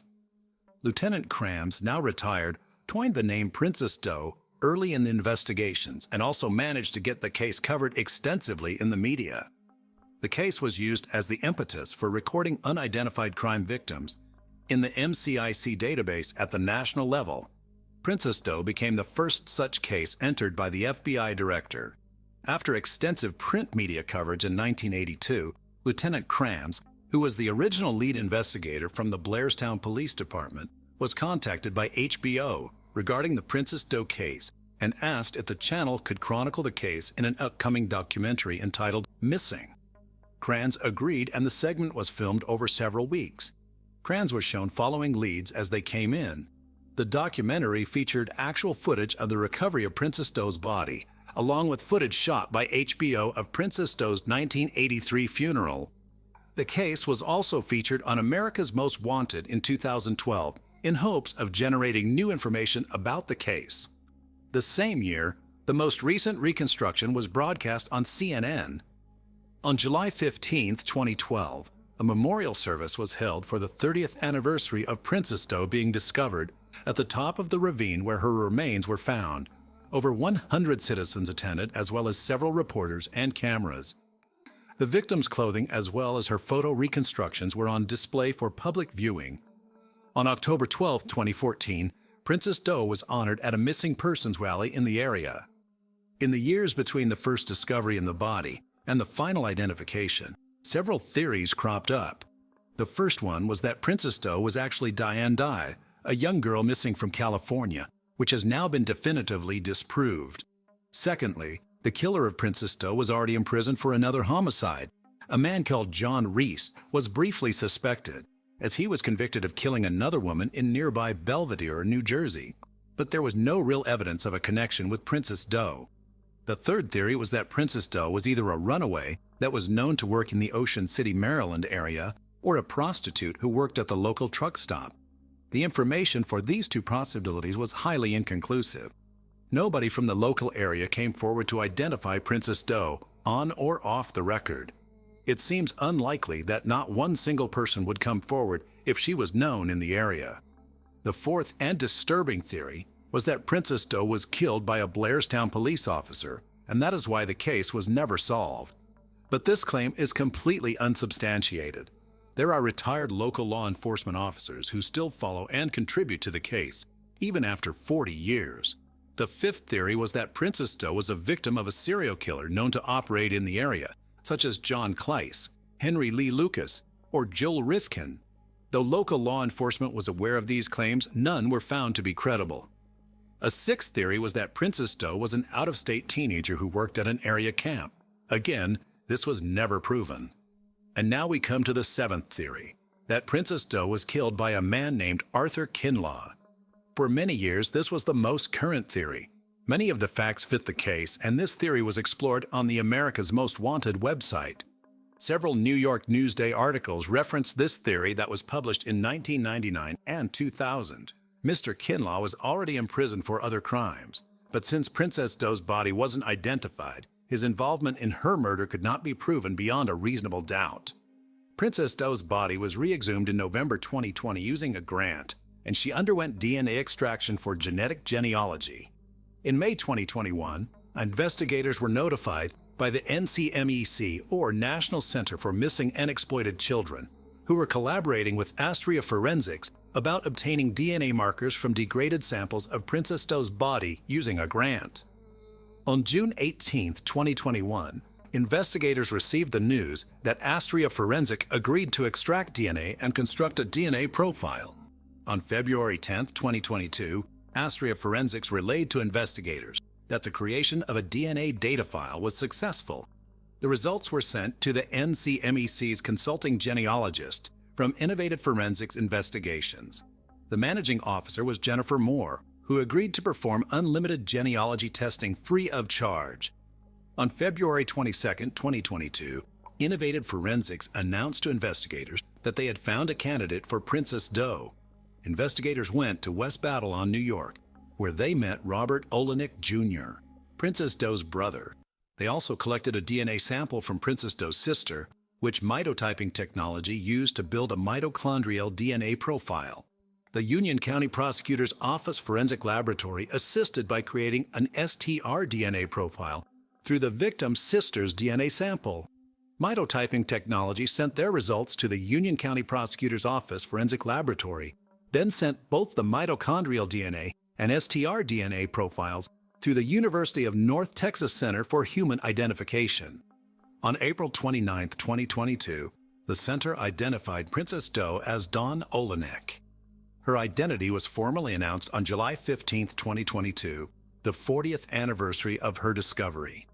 Robert Olenek Jr. said that Olenek left their home at her mother's request, and she was never seen or heard from again. Way back in 1999, evidence came to light that Arthur and Donna Kinlaw may have been involved in Princess Doe's murder. Donna was arrested in California for attempting to commit welfare fraud by using the name Eliana, which was traced to a Long Island native. When the police questioned her, she gave them details about the murder of Linda, and her testimony put the Kinlaws behind bars. Donna gave details about 2 murders Arthur had committed, of 2 other female victims, who remain unidentified today. After Arthur was faced with a death sentence, Donna told authorities that Kinlaw had killed another woman, a sex worker, earlier in 1982. She told police that she was with Arthur in the cemetery and witnessed him commit the murder. Another report states that Donna Kinlaw said that in July 1982, her husband brought home a teenage girl, left home, and returned without her. He later apparently disposed of his clothing and cleaned his vehicle. Afterward, he threatened his wife, claiming if she did not attend her job, he would take her life as he did to the girl he brought home. However, a lack of corroboration meant that Arthur Kinlaw was not charged. Lieutenant Stephen Spears, who worked on the case as a member of the Warren County Prosecutor's Office, from which he is now retired, stated that Kinlaw claimed responsibility for her death, but I have no physical evidence to confirm that. And without the identity of Princess Doe, I have no way of connecting the dots, so to speak, putting her in a place where he could have been or would have been at the same time. Spears also reported that he doubted the confession because the Kinlaws could not provide a name for Princess Doe, even though they claimed to have been with her for some time. Even though he questioned the credibility of their statements, Spears does not believe the victim was native to Long Island, New York. However, Donna Kinlaw was interviewed by a forensic artist who created a sketch of the girl she claimed to have met, which does resemble the most recent composite. Arthur Kinlaw remained incarcerated for 2 counts of second-degree murder. Following the 2022 investigation of Princess Doe as Dawn Olenek, Arthur Kinlaw was reconsidered as a suspect and later charged with Olenek's murder. Dawn Olenek was born on August 5, 1964. She had been a junior at Connequot High School in Bohemia, New York, where she had lived with her mother and sister, authorities said. But she soon moved out of the family home. According to her brother, she was thrown out of her home by her mom. She ended up getting killed in a cemetery, leaving no clue as to her real identity. But for more than 20 years, the name of her suspected killer was no secret. In 1999, the wife of Arthur Kinlaw, the convicted pimp who today is serving time for the murder of many other Long Island women, tied her husband not only to those deaths, but to the brutal slaying of the girl in the Blairstown Cemetery. In an interview with Newsday at the time, Donna Kinlaw recounted how her husband, in the summer of 1982, brought a girl of about 18 years old back to their Central Islip home. She told the newspaper as well as police that her husband left with the woman, but later returned home alone, appearing shaken. About 2 weeks later, according to Newsday, she read that police in Belvedere, New Jersey, had found the body of a dead girl who fit the description of the girl who was in their house that night. He kept saying, "What does it say? What does it say? Does it say who the person was who got killed?" She said her husband asked. From the story she read aloud to her husband, Donna Kinlaw told Newsday that she remembered that the New Jersey police named the dead girl Princess Jane Doe. Not long afterward, investigators exhumed her body to recover the murder victim's femur bone in hopes of using her DNA to identify her. And in fact, investigators acknowledged that Arthur Kinlaw confessed to the New Jersey murder in written statements dating back to 2005. But it was not until April of this year that Don Olenek was positively identified. Arthur Kinlaw, now 68, is currently imprisoned in Sullivan County, New York, on 2 other first-degree murder convictions from 2000. Among them was a teenager he knew only as Linda in April 1984 in the Bronx, Newsday reported. "I strangled her with my hands," said Kinlaw. "She was hit about the head, by me, with a bat." Arthur Kinlaw has now been charged with 1 count of homicide as the result of the subsequent investigation, witness statements, and his confession of Olenek's murder. It is believed that after Don Olenek refused his demands to go into prostitution, he drove her to New Jersey. They both ended up in Blairstown, where Kinlaw murdered her in the Cedar Ridge Cemetery. Neither Olenek nor Kinlaw had a connection with the town. Kinlaw remains imprisoned at the Sullivan Correctional Facility in Fallsburg, New York. Investigators are now looking to piece together Don Olenek's movements in the time leading up to her death. The DNA Doe Project, also DNA Doe Project Incorporated, or DDP, is an American nonprofit volunteer organization formed to identify unidentified deceased persons, or commonly known as John or Jane Doe, by using forensic genealogy. Their volunteers identified victims of automobile accidents, homicides, and unusual circumstances, such as persons who committed suicide under an alias. The group was founded in 2017 by Colleen Fitzpatrick and Margaret Press. Unraveling the mystery of Princess Doe has been a sensational success for genealogical DNA testing of exactly this kind. Sometimes the smallest things make the biggest impact, and for the case of Princess Doe, that was exactly what happened. A molar root weighing just 200 kilograms would hold the answers that had eluded investigators for close to 40 years. With the help of the National Center for Missing and Exploited Children, Princess Doe's molar and eyelash were submitted to Astria Forensics in 2021 for possible DNA extraction. What is so special about Astria is that they can extract DNA from samples that are degraded or otherwise would provide no value, said Carol Schweitzer, a forensic supervisor at NCMEC. "We knew that if anyone could get the information that was needed, Astria could. And they did." Kelly Kincaid, CEO of Astria Forensics, told NCMEC that they were lucky to find that the DNA was exceptionally well preserved and allowed for millions of pieces of information to be gathered to complete the DNA profile. This single DNA extract contained hundreds of millions of unique human DNA fragments, said Kelly. With these sequencing data, we were able to reconstruct her whole genome single nucleotide polymorphisms, or SMP, profile. This resulted in Astria being able to deliver genotype files to NCMEC and the Warren County Prosecutor's Office that could go on and be used to complete Princess Doe's genealogy. This technology, that would not have been possible 40 years ago, was just the break the investigators had been hoping for to identify Princess Doe's identity. Once Astria finished the sequencing, Innovative Forensic Investigations, or IFI, started to work on investigative genetic genealogy techniques to build a family tree that would ultimately lead to the true identity of Princess Doe, or who we now know as Don Olenek. This work was only possible because of the collaborative effort of each agency, said Jennifer Moore, CEO of IFI. Our team brings forward a diverse set of skills that allows us to help find answers to cases. Echoing Moore's sentiment in today's press conference, Prosecutor Pfeiffer reiterated that science and technology made the impossible possible in this case. Don's case was deeply personal for the investigators involved, and their push for answers and justice never wavered. Don's family expressed deep gratitude to everyone who worked to find answers in Don's case. "This is a very big deal for my family," said Don's cousin.